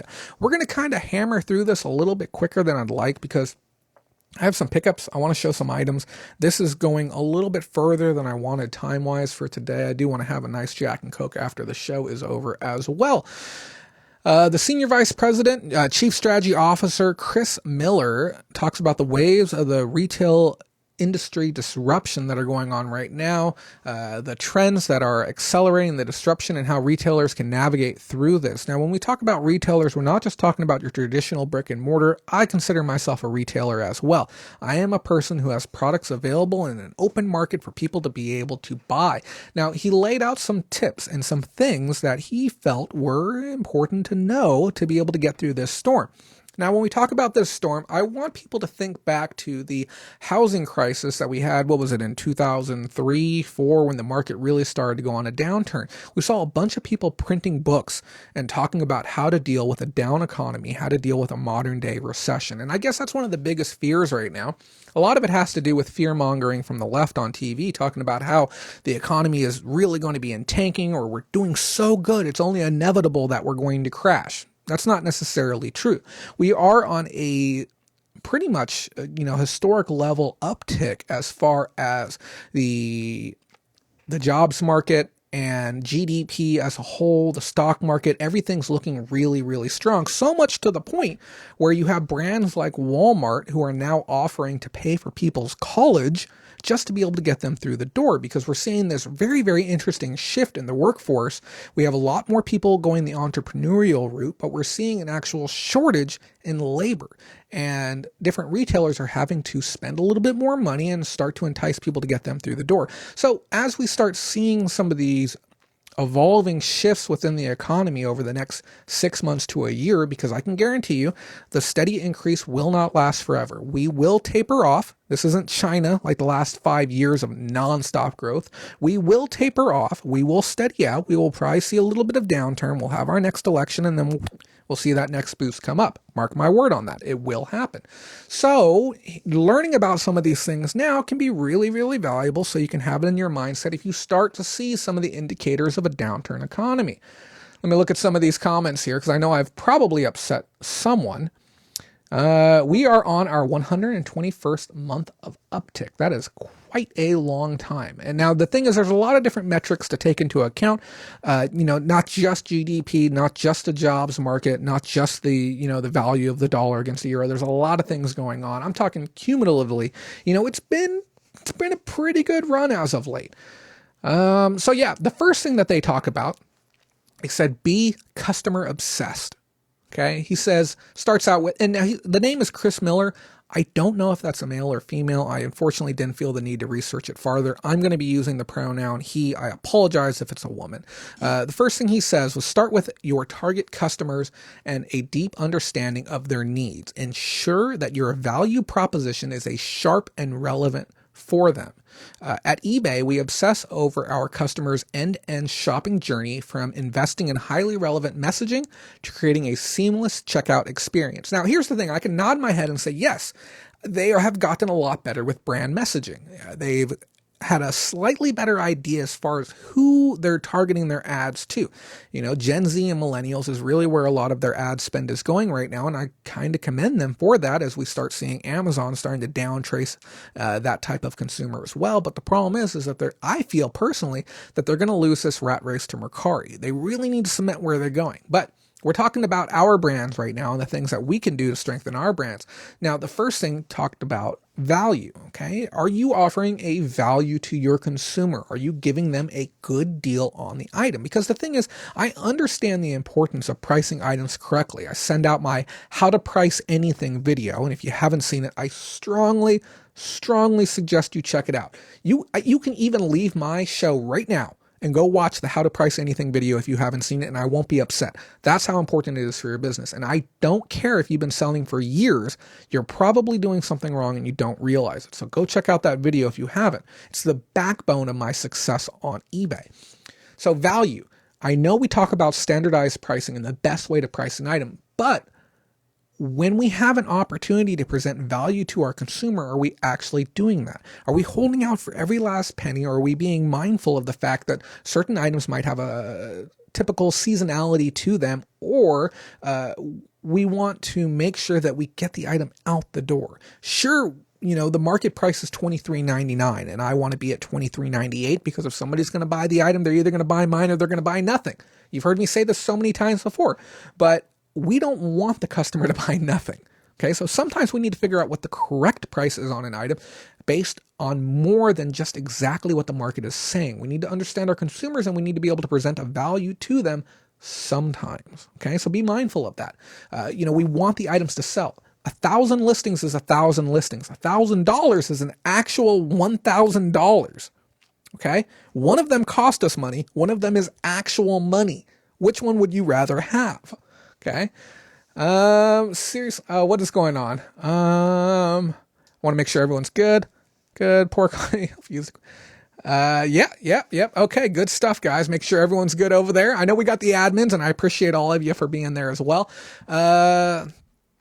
So the other thing too, they want to make the experience a seamless one. This is where you as a seller can really step up to the plate. You want to make your items easy for the consumer to find. I know we've talked about this before. We talked about the importance of good keywords, the importance of good title structure. If you haven't seen the Google SEO video, please check that one out. We've talked about all these things, but this is your opportunity to help the consumer along with the process. The quicker they can find your item, the quicker they can see the item that's available for sale, and the quicker we can get them out the door through that speedy checkout process, because you offer all the major options for payment at this point, the more likely you are to convert to a sale. Okay. So we want to make sure that we do that. And then we also want to make sure that our terms are enticing. What do I mean by that? We're talking about your return policies. We're talking about your warranties. We're talking about the speed at which you're actually going to ship the items, your handling time. If you're somebody who is doing this full time and you do not have a day job outside of eBay, okay, and I must stress, eBay is a full-time job if you make it that. It is to me. If you don't have any other daytime major responsibilities and you're not offering one-day handling, you are balling up money and you're throwing it away. Okay, there's no reason why you can't set your outbound time to 9, 10, 11, 12 o'clock same day. So if somebody orders it at 12 o'clock, by 12 o'clock on Monday, that item ships out on Monday. Okay. If it's 12 o'clock too late for you to do your business, screw it, put it at 9 o'clock then. Okay. Just the ability to offer that service to your consumer can be the difference. I had somebody buy a carafe off, or not a carafe, they bought a coffee pot for $52 at $11.59. Okay. And I guarantee you that person was racing against the clock to try and get that item checked out, because they knew my handling time and I just went through and changed them all. And that may have made the difference between them buying mine or the two other ones that were online that were cheaper than mine at the time that mine sold. Okay. So if you can do that, do that. Make things enticing for your customers. Okay. I work full time and I have an hour commute and I have 1 day handling. Exactly. Now, 1 day is the bench line minimum. Okay. I'm sorry. If you sell something tonight and you can't get it out tomorrow, something's going on. We can schedule pickups. If you go out and you have a traditional day job, talk to your employer. Hey, do you mind if I bring my packages in and then the postman can take them when they leave? And then talk with the secretary and tell her, hey, make sure that you tell this post person to scan every single package every single day. It's to the benefit of the business that he does that. It ensures that the packages are safely leaving. Guys, anyone who watches a lot of YouTube, you might know who Lou Rossman is. Okay, he's the MacBook repair guy. He has a store in New York, makes these great videos talking about Apple. He was, frankly, one of the people that inspired me to kind of jump out of my shell a little bit and be a little bit more open and honest and forward on camera, have this little bit of snap and buzz to me. Okay, he got burned for almost $10,000 worth of parts 2 months ago. Because why? His postal person didn't scan in all the packages and claimed that he never even came to the store. Huh, that's kind of funny. We got the CCTV footage to show that he was there, and he took 2 full bins of those packages that never showed up again. So it's important. Make sure you get those packages scanned in, guys. And then also be mindful of items that display well on Mercari. That's a whole nother talk. Now, the other thing too, he said, embrace your superpower. Find your point of differentiation and invest to create a proverbial moat. Our marketplace model and diverse seller base allows us to offer amazing value across a broad selection of items, from pre-owned luxury watches to in-demand and hard-to-find fashion. The comic book that completes your collection as well. So, we've talked before about diversity and how important that it is, but I also want to stress the importance of carving your own niche as well. Having an item that you specialize in beyond your broadness has so much value. Let's just go ahead and take comic books, for instance. Okay, I have a handful of comic books, but I'm not a specialist in it. But if I chose to be a specialist in it, I could make an absolute ton of money as a comic book specialist, but I could do that alongside my existing business. What are the advantages of becoming an expert? Well, you know when to buy and when to sell in certain trends within the comic book industry. You're able to more quickly assess comic book lots, and you become somebody who's able to talk with comic book collectors and build a stronger rapport and in turn get better pricing on the items that you're buying. Becoming a master within a specific field pays dividends, and I don't care what field it is. You can be a master in jewelry, you can be a master in chapstick, you can be a master in dinner mints for all I care. If you can become a master and carve a niche within a category and truly be better than most of the other people out there, you can go very, very far. I went exceptionally far with video games because I wasn't some surface level smuck who went out to the stores, scanned every single video game that was there. I can price off the top of my head probably close to 8,000 video games. Okay. If you'd like to leave the name of a video game in the comments, I'll probably be able to give you a pretty good spitball as to how much it's actually worth right now. And this is from years and years of working within video games. So carve your niche and develop a customer base. You can run ads saying that you buy this type of item right in your local market, and you can talk with people like an expert. You can develop relationships with retail stores in your area to be able to get exclusive deals and early access to items. These are the things that we're talking about that are going to help you weather the slowdown in online sales. A lot of us are suffering from low sales right now. Okay. First party ad spend is down. Consumer habits are down. Less people are shopping online. And then I guess the habits of people and the types of items that they're looking for are starting to shift. Like we said, online buying is becoming slightly less appealing. It's slightly less sexy than it was a year or two ago when it was still that hot buzz and that hot jam. Little Samson. Now, the thing is, last time I sold a Little Samson, it was worth about $600. And this was about 2 years ago. Little Samson for the original Nintendo. It's a heck of a game. If I had to take a guess, I would probably say it's somewhere between probably $1,500 and $1,800 today. Now, that's just kind of a big old ballpark just based on video game pricing history. Jay, what is your opinion on promoted listings right now? It's a tricky one, okay? I went ahead and did something a little bit wild. I ended all of my promoted listings and I changed 100% of my listings to 3%. I wanted to try it. I wanted to see what happened. And you know what happened? I had an amazing Saturday. I sold 3 historic items that had been on my store for over a year on that one day. One of them sold for over $100. I was blown away. And it was an item that in all reality probably shouldn't have sold, but it got put in front of the right person. So now I'm really curious because I don't know the habits or the buying tendencies of the person who bought said item. And because I have more quantity of it available and it's a very niche thing, I'm not going to reveal what the item is here on air. The patrons, you guys know what item I'm talking about. I don't know if that item was purchased because it was jammed in front of their face, or if that item was exactly what the person needed, or even with the other items. I don't know. But you know what happened on Sunday? 0. Goose egg. No sales at all. So I don't know. There's no good way to tell. Now, if I move everything up to, let's say, 5%, and I get 7 record days in a row, maybe I can say that there's some weight to that. But I frankly, sadly, don't know. I don't have enough data points yet. It's something that we're going to have to keep our eye open for and kind of keep watching. Through the holidays, can it hurt? Not necessarily. I know there was this big old flippin' hoopla about ad blocker. And again, it's fear mongering. Don't worry about it. It's not something that's going to affect pretty much anyone on any type of real capacity. But I'll keep you posted. I'll keep you posted moving forward and kind of see what happens. Richard says 1,000 plus on that video game now. I believe it. Look up limited edition Chanel nail polish sold. It's insane. I will have to see that. Feel free to send me a cap of that. I'd love to see what's going on. I paid a premium for a BBB Rice and Shea body spray. I can understand. The last type of item of that genre I paid a premium for, it was for Avatar cologne, and not the stupid movie. And here's the thing, I get it, okay? Avatar was an amazing movie at the time that it came out. Everyone went in and watched it. It was breathtaking. It was amazing. But let's right now, me and you, let's have a serious talk about this. Have any of you gone back and watched that movie again? Okay, let's get really, really serious. Have any of you gone back and watched that movie in the last 2 or 3 years? Okay, can any of you even tell me the actual plot of that movie? You know, I mean, it was great when it came out, but I mean, it's yeah. Of course, you've seen it 5 times, Pam. Pam likes to fight with me on everything, so Pam always wins these ones.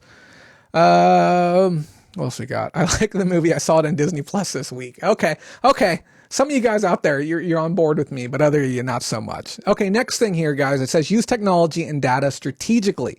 This is interesting. Focus your technology investment in specific use cases to solve pain points or delight your customers in meaningful ways. Invest in data analytics to understand your buyer funnel and improve customer value.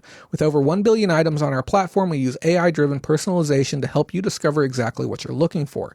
So some ways that we can utilize technology, one of them is going to be looking at Mercari's trending, okay, and seeing what people are actually searching for. I learned a new brand because of it. Was it,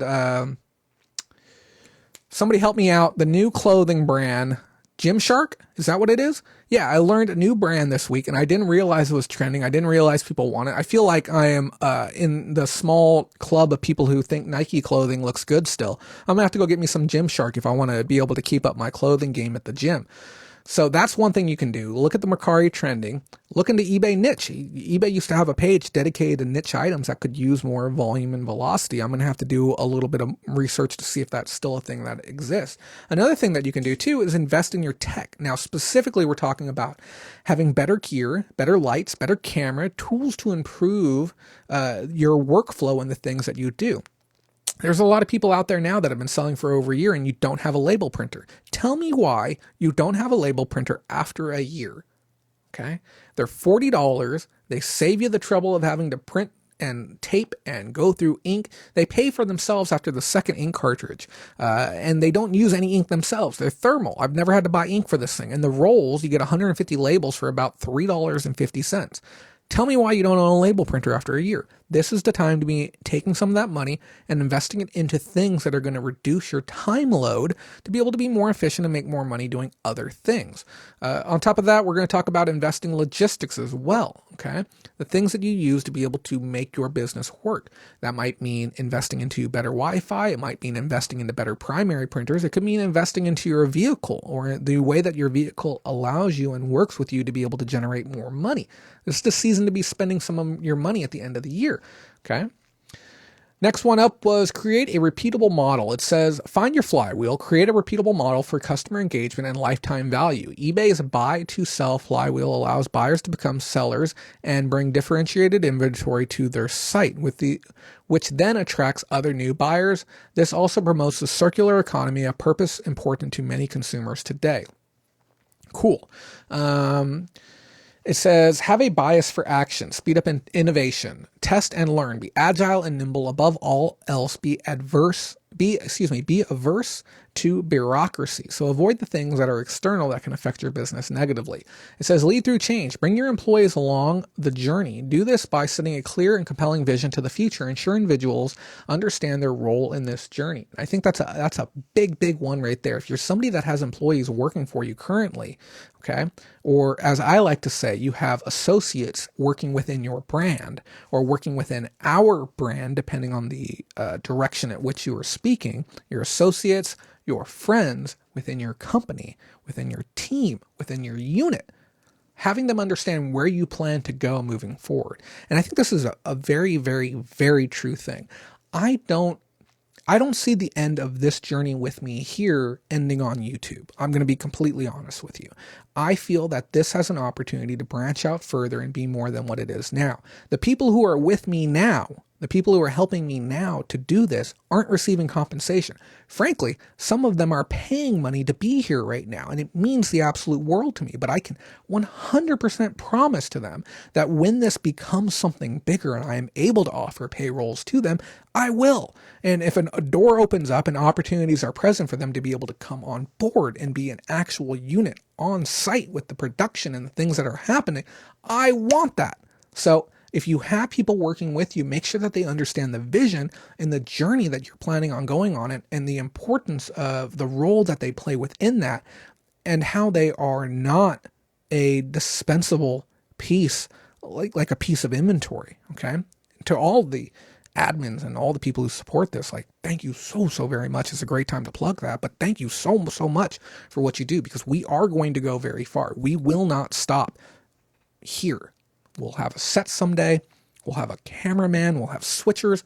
We'll have somebody else to help me out with damn hair so it doesn't look like this before the show.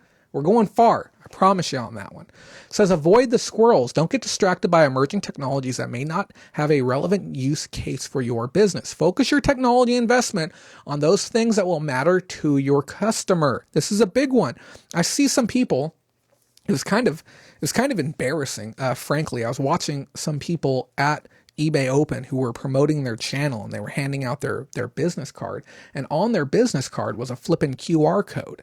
And the idea that QR codes are going to be something that actually connects with your fan base is just stupid. Okay. No one ever scans in a QR code. Okay. It's an annoying, tedious thing that we only do if we absolutely have to do it. Now I'm sure maybe one of you guys has done it recently and, get on my case about that. But understanding the technology and the things that matter to your consumer, investing money into those things is what's going to matter. I received a thank you letter.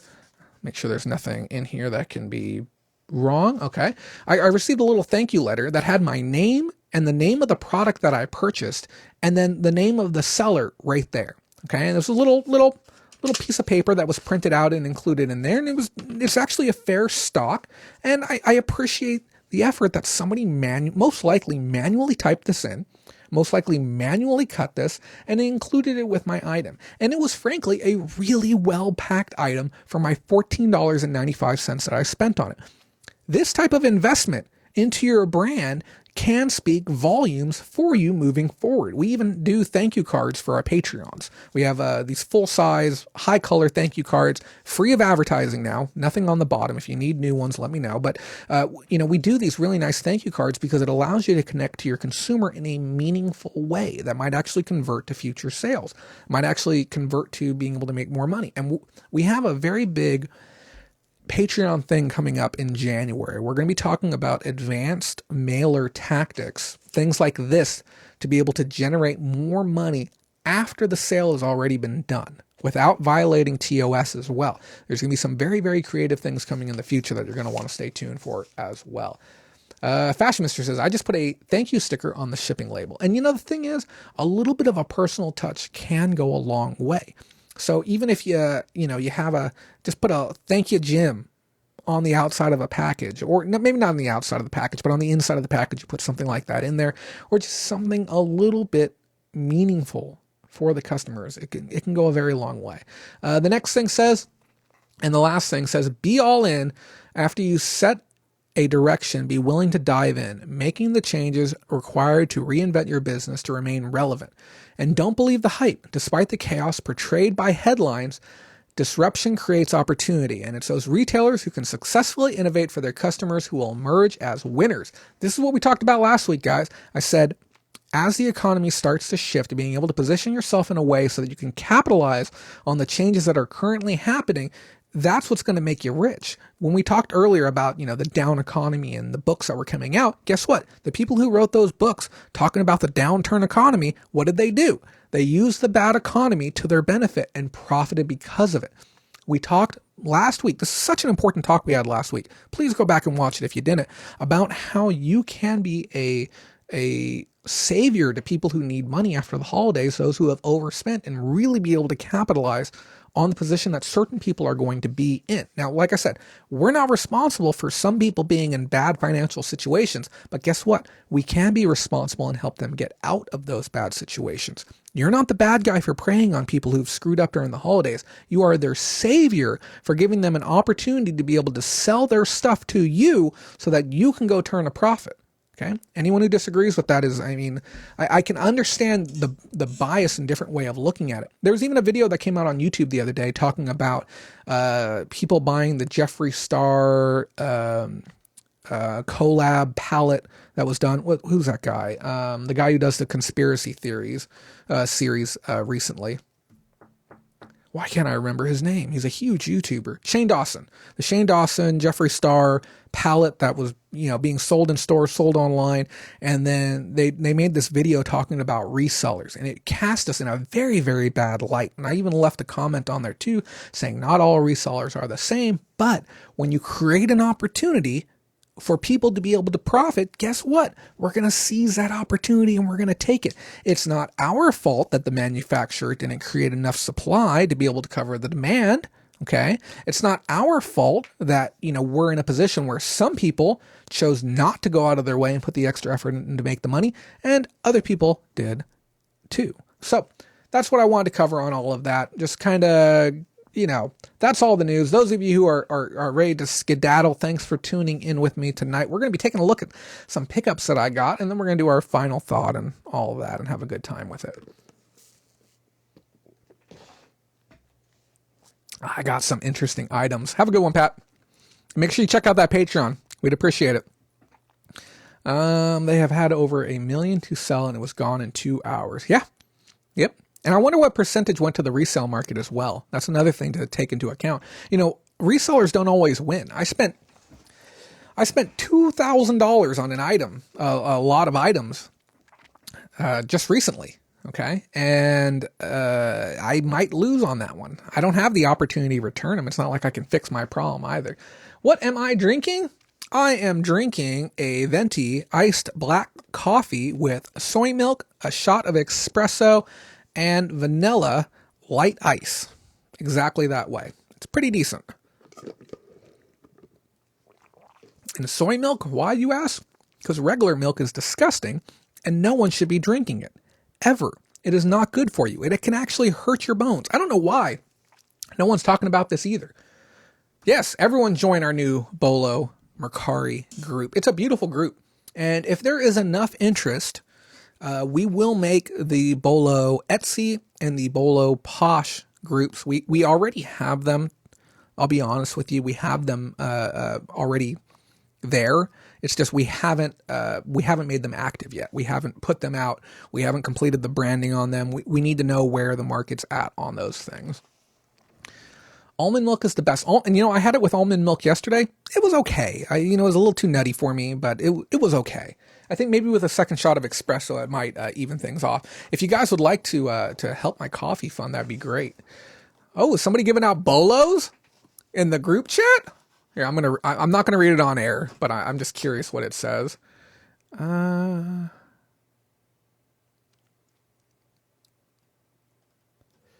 That's a really good bolo.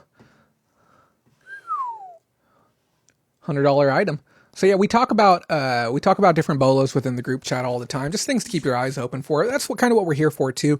With this portion of the show, we like to talk about items that I picked up during the week. And on air every week, I show every single item that I got. This one's kind of cool. This is a 3D motion sand piece by Discovery. It's worth about $25 on Amazon. It appears new or close enough to new. I might be able to do a like new if I have to.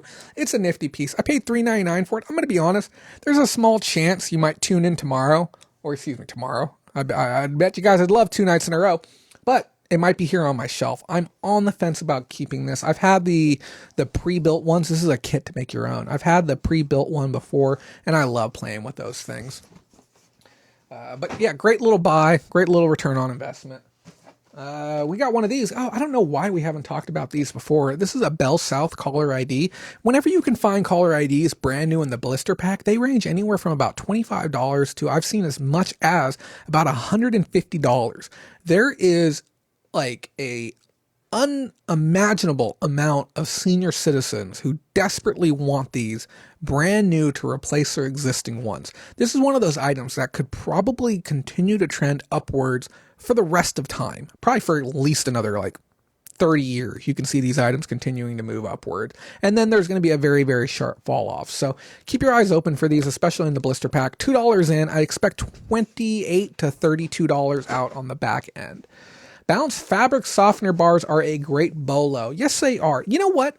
I saw flipping Doug Gates' eBay page on Instagram. He had a video of Gary V talking about he's and you know Gary Vee, you know how he is. Every night what you got to do is you got to get on your phone. You need to be researching. You need to be hustling. You know, this is how we do this program. You need to look up coffee mugs. You need to see which coffee mugs are worth the most. Look at complete, look at sold, see what they're selling for. And then you go out and you buy a whole bunch of coffee mugs. You know, you pay $0.25 a piece for these things. You bring them all back to the house and then you continue to do your research and you figure out what sells and what works.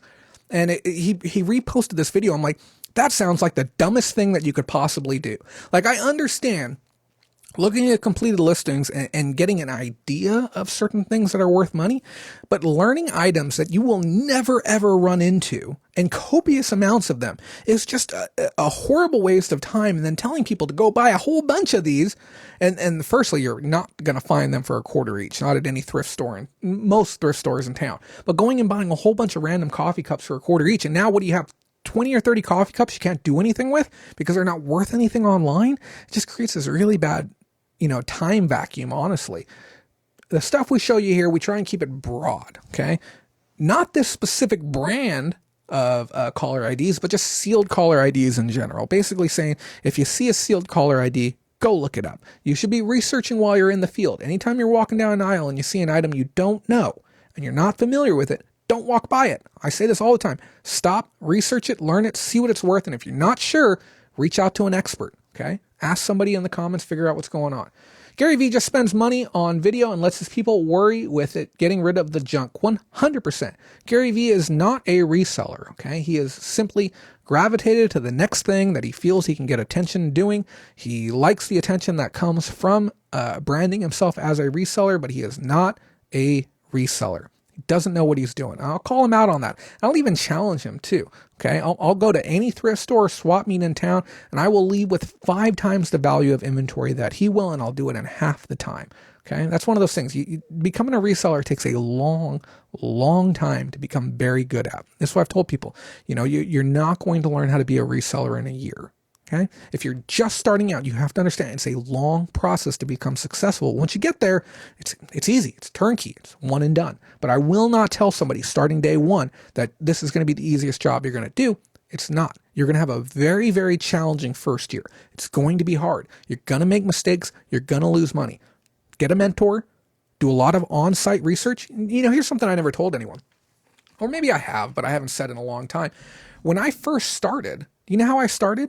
I was doing storage auctions, okay? Now, I wasn't doing the ones where you buy full units. There's a company called Whitmore out here, and what they do is they'll raise the door, and they'll pull out every single box out of the unit, and they'll lift the top open, or they'll cut the top open, and you can only look down to the inside. You can't lift up items. Like, they'll spread it a little bit so you can get a good peek. You can't touch anything. You can't kick the boxes. Sometimes we'd nudge them a little bit, walk by, nudge it with your knee. You're not supposed to move anything that's inside of there. And you get 60 seconds, the whole herd of us cattle walking around this long line of boxes. Could be 30, 40, 50 boxes pulled out sometimes. Okay. And you're walking around the outside and you know what's happening? I'm searching, looking up one item after the next as quickly as I can, because there's probably 30 items there I've never seen before in my life. The bidding starts, okay? People are bidding on the first box, okay? Oh yeah, I'll do 5 on that one. I'll do 10. Okay, I got that one. I'm still searching. The other box is further down. I would be out there for 6 hours sometimes in hot weather, with very little money to work with. Every single dollar mattered. If I bought a box, I had to turn a profit on it. I came back to Fresno going on 8 years ago. When I came back, I had a real garbage car. Okay. It was a Crown Vic. I think it was like a 94 or 92. It was an old Crown Vic, V8, 8 gas, rode like a boat. And I had $400 in my back pocket. That is all I had. And you think I might be exaggerative. I was using a friend's bed. I had nothing. So when people run around, they tell people that they used to be, homeless and now they're a millionaire, for example. Okay. I have the actual stories to prove it. I've slept on a park bench before. I know what it means to work with very, very little money and have to make something happen. So when I'm going through those storage auctions, I was looking up, it could be 500 items a day sometimes. Okay, 500 different items I'm looking up in one day. And I was doing this 5 days a week. Okay. Every day there was different auctions in different towns, and 5 days a week I was doing this just to get my footing and just to figure out what I was doing. I made so many mistakes when I first started out. And this is why I tell people, get a flipping mentor. I don't care if it's me, get one, but get out there and get active and do in the field research, actually standing in front of the item, looking it up, figuring out what's worth, figure out what's worth, figure out what's worth. And those of you who have ever been out picking with me, you'll see I'm no flipping guru. I look up every single item still. Even if it's something that I've bought a year ago, I'm going to double check. I want to see where the market's at right now on it. So when I leave the house, if I go to a thrift store, I'm doing 20 to 40 searches inside of one thrift store every single time. I am not above it. I will not spend $1 unless I know I can make a profit on it. So get aggressive and get out there and do a whole lot of searching. Let me take a look at some of these comments real quick. We're bleeding people. I guess people don't want to learn today. It's always better to find out who the top dogs are than observe them. They try to hide reactions, but they can't help but give themselves away. I'm not really sure exactly who you're referring to. Brandy says, definitely get a mentor, learn from the mistakes so that you can make new ones. Yeah, no, that's really it. We talked before about that Kanye video last week, and just that opening of that video. It's so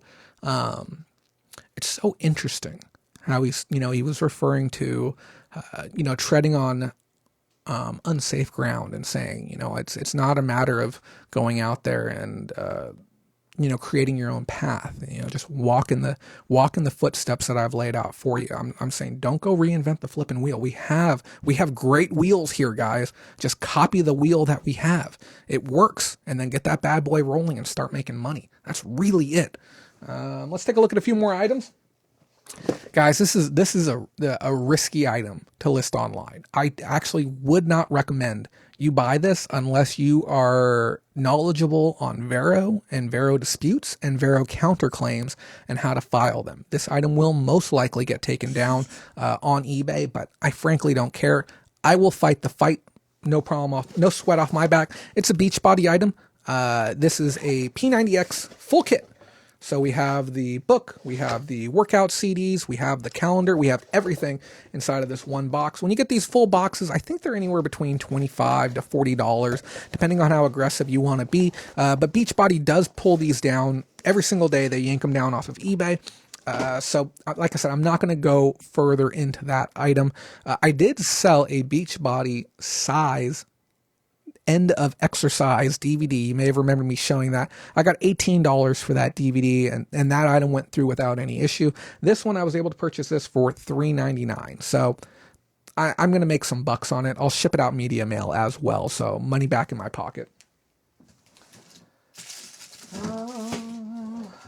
We got a nice parts console. Every now and then, these are going to be worth opening up and cleaning out. I may, just for the lulz, go through and restore this thing to brand new while I'm in December. You can get replacement screens for these if they're scratched up.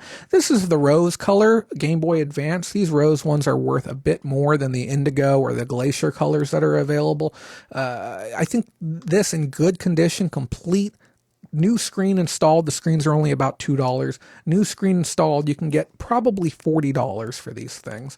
The replacement back, if you get an OEM one, can run you $10. If you get an aftermarket, it's usually about $2.50 to $3. But easy little pickup, easy thing to restore if you want to. You can restore one of these in the same time it takes you to finish a beer while you're watching the game on Sunday. Just have a set of tools right there next to you and bang out the project.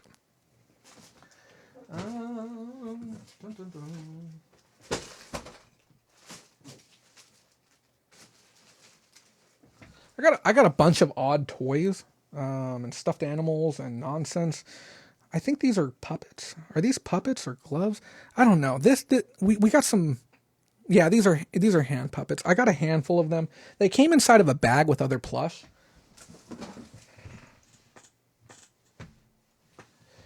And the reason why I'm willing to be a little bit more diverse in plush is I've seen the success that Pam has had with plush selling it on Mercari, and I'm willing to dive in a little bit deeper on some stuff. The bag that I did buy that had those hand puppets, it had this giraffe in there from Aurora, good brand to buy. It had this in there.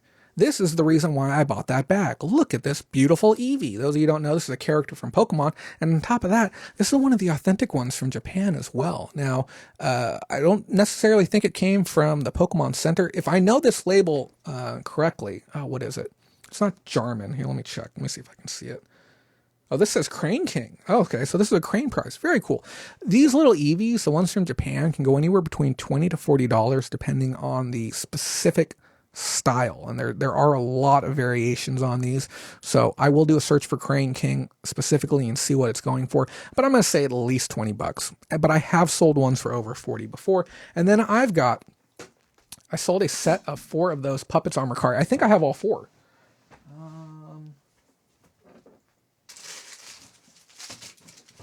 Yeah, I think these are the other 2, right? Yeah, so I think I have all 4. How much did you sell them for?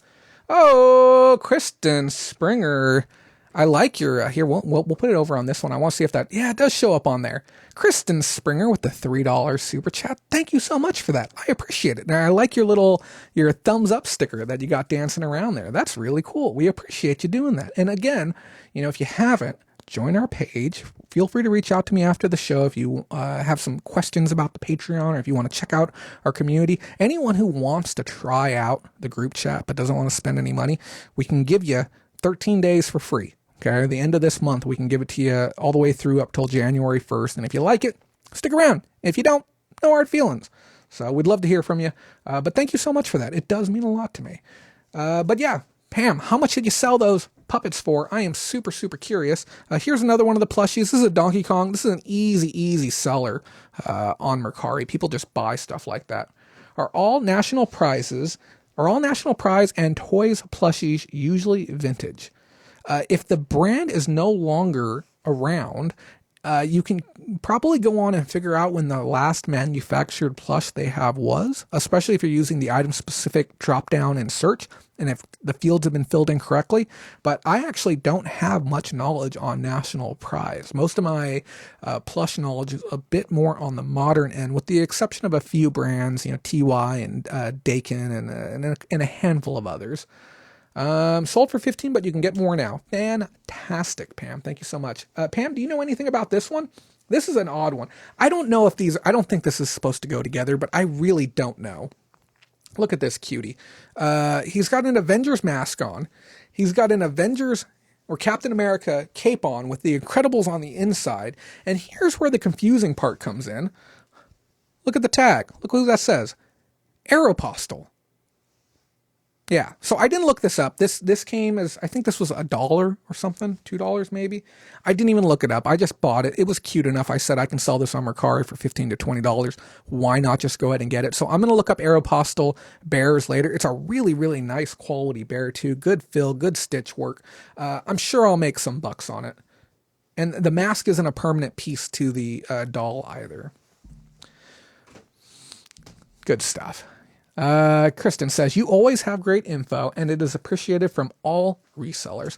Why, thank you. Yes, I do try so hard to bring relevant, actionable information so we can all make a little bit more money. So I tell everyone, if we all make more money, we all win. The whole idea is that if I can teach you how to go make a couple $1,000s each month, pay your damn tithe, kick on in and help us keep everything going.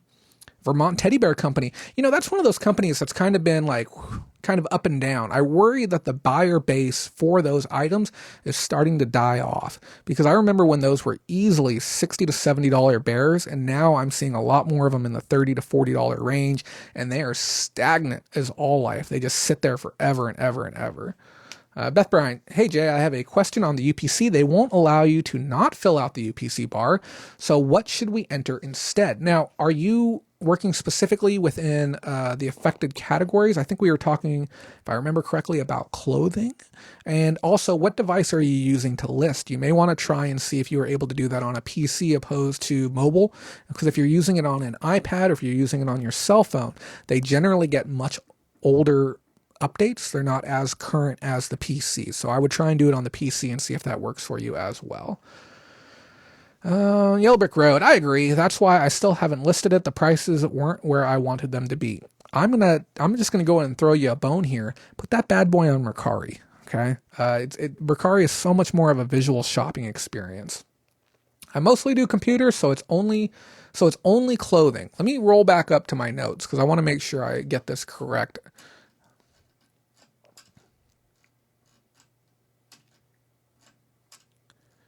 Okay. It says for listings where you are still able to select does not apply. You may continue to do so. But for those categories where it is no longer an option, you would either need to input one or leave it blank. Okay, so if you have the UPC within a category where the does not apply is no longer visible, but we don't have a complete list as far as what those are, I would suggest reaching out to eBay for Business on Facebook. If you want, I can contact the concierge team in the morning and I can see what I can figure out for you to get a little bit more specifics, but if no later than following Sunday, if need be. But I'll definitely help you out on that one and make sure we're all in the know on that. The early 80s Boyd's Bears have died too. Yep, there's a lot of different ones that are starting to die off right now, and it just has to do with the demographics for them.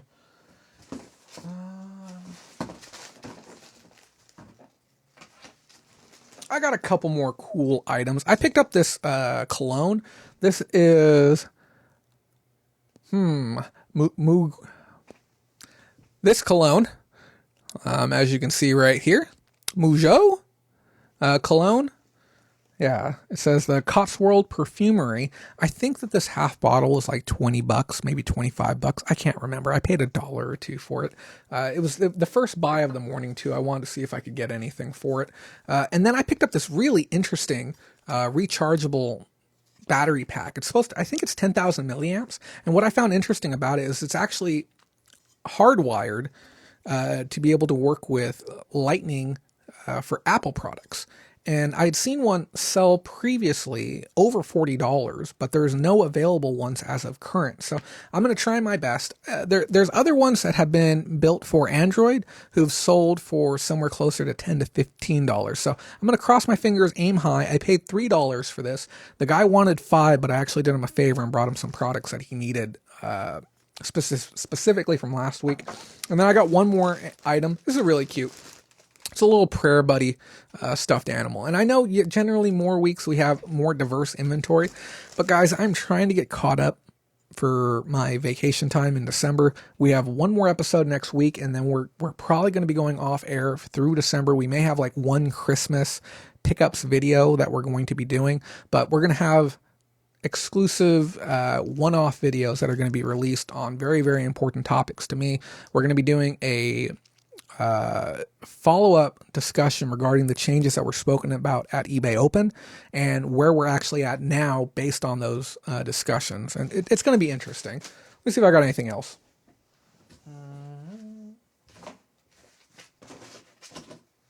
You know, I got this one from Susan. This is a really cool little piece right here. I had never seen one of these before, and I had been doing the video game store for over 5 years.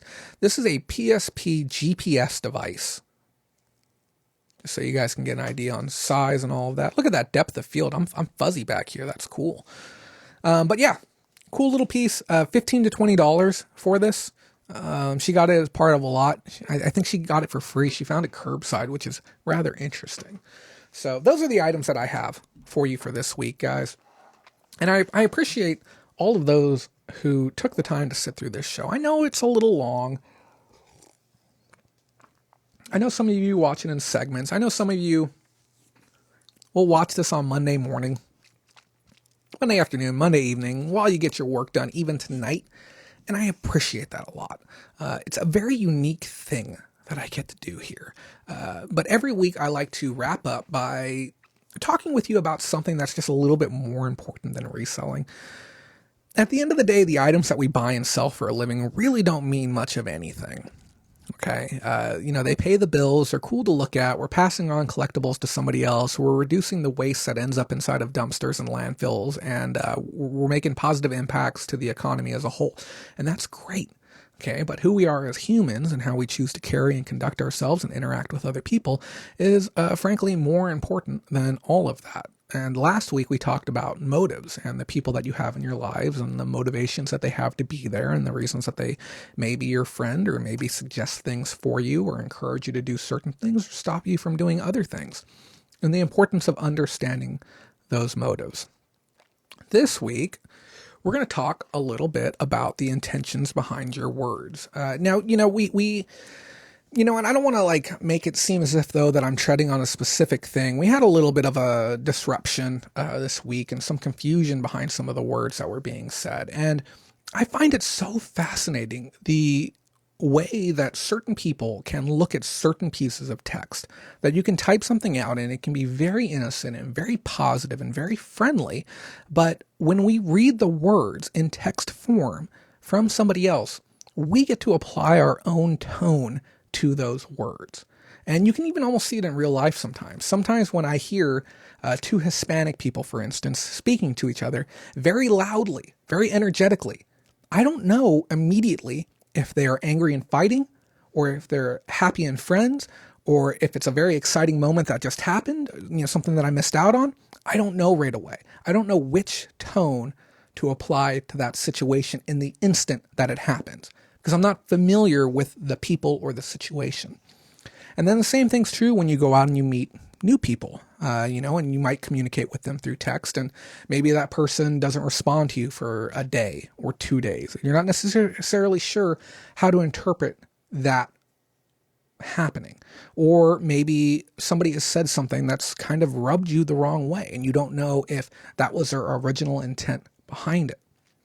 The way that we interpret other people can very much so be a reflection of ourselves and how we view ourselves and how we view society. I've had people tell me the full spectrum about myself. I've had some people tell me the most wonderful and nicest things ever. They say, Jay, you're wise. You have wisdom beyond your years. We're so thankful that you're here. And they say these lovely things to me. And then on the other end of the spectrum, you're cocky, you're overconfident, you don't know what you're talking about, you shouldn't even be doing a show, you don't know these things, and try and tear me down for saying the exact same thing. But the reality is, it's the perception of the people that you are speaking to. If I say I'm really good at e-commerce, I've been doing this for 10 years, and it's something that I'm very passionate about. Now, you as a fellow e-commerce person can hear that and say, yeah, he kind of does know what he's talking about.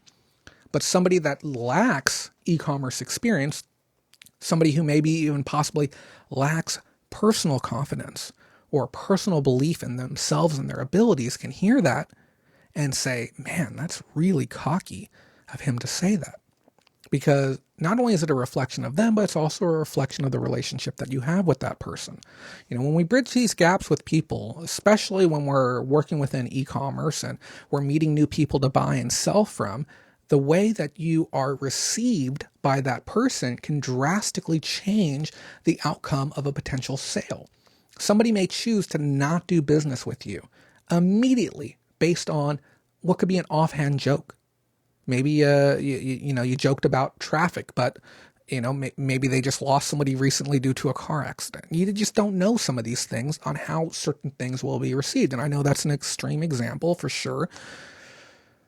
But just be mindful, I suppose, that when you are working with new people in any capacity, that you test the waters a little bit, work your way in a little bit slow and understand the nuances in people. And when one of those things happens where you feel like you may have rubbed somebody wrong, or you feel like you may have overstepped a bound, don't let it bother you too much.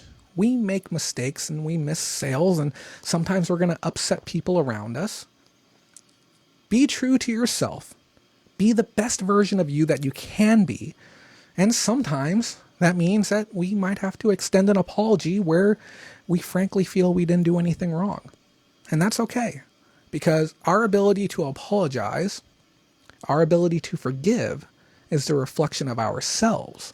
Okay? If you want to put that best image forward of yourself, you have to be willing to forgive. You have to be willing to apologize. And I can promise you this, and I can say this from successes within a variety of different relationships in the past. The best way to resolve a problem that I have ever found is by apologizing first. It didn't cost me anything. It didn't hurt my feelings. It just made things better. So, just remember, when working with people, you have full control over what you put out, what you say, and how you say it. That is what you have full control over. But you unfortunately have no control over how it's received. If somebody wants to be hurt, somebody wants to be offended, somebody wants to call you a liar, say that you're cocky, say that you're full of shit, and they want to feel that way, that's 100% their right. You don't get control over both. You can't tell somebody that they're wrong for feeling sad. You can't tell somebody that they're wrong for feeling angry. They have felt that emotion based on your action. Let's all be sharper together, guys. Let's all be better versions of ourselves moving forward.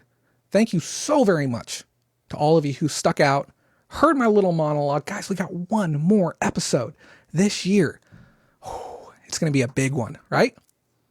We should make it a big one. We should do something really special. If you have any ideas, leave them in the comments down below. Guys, this has been the Sunday Reseller Roundup for November 17th, 2019. Remember, if you don't make that money, someone else will. Have a great night.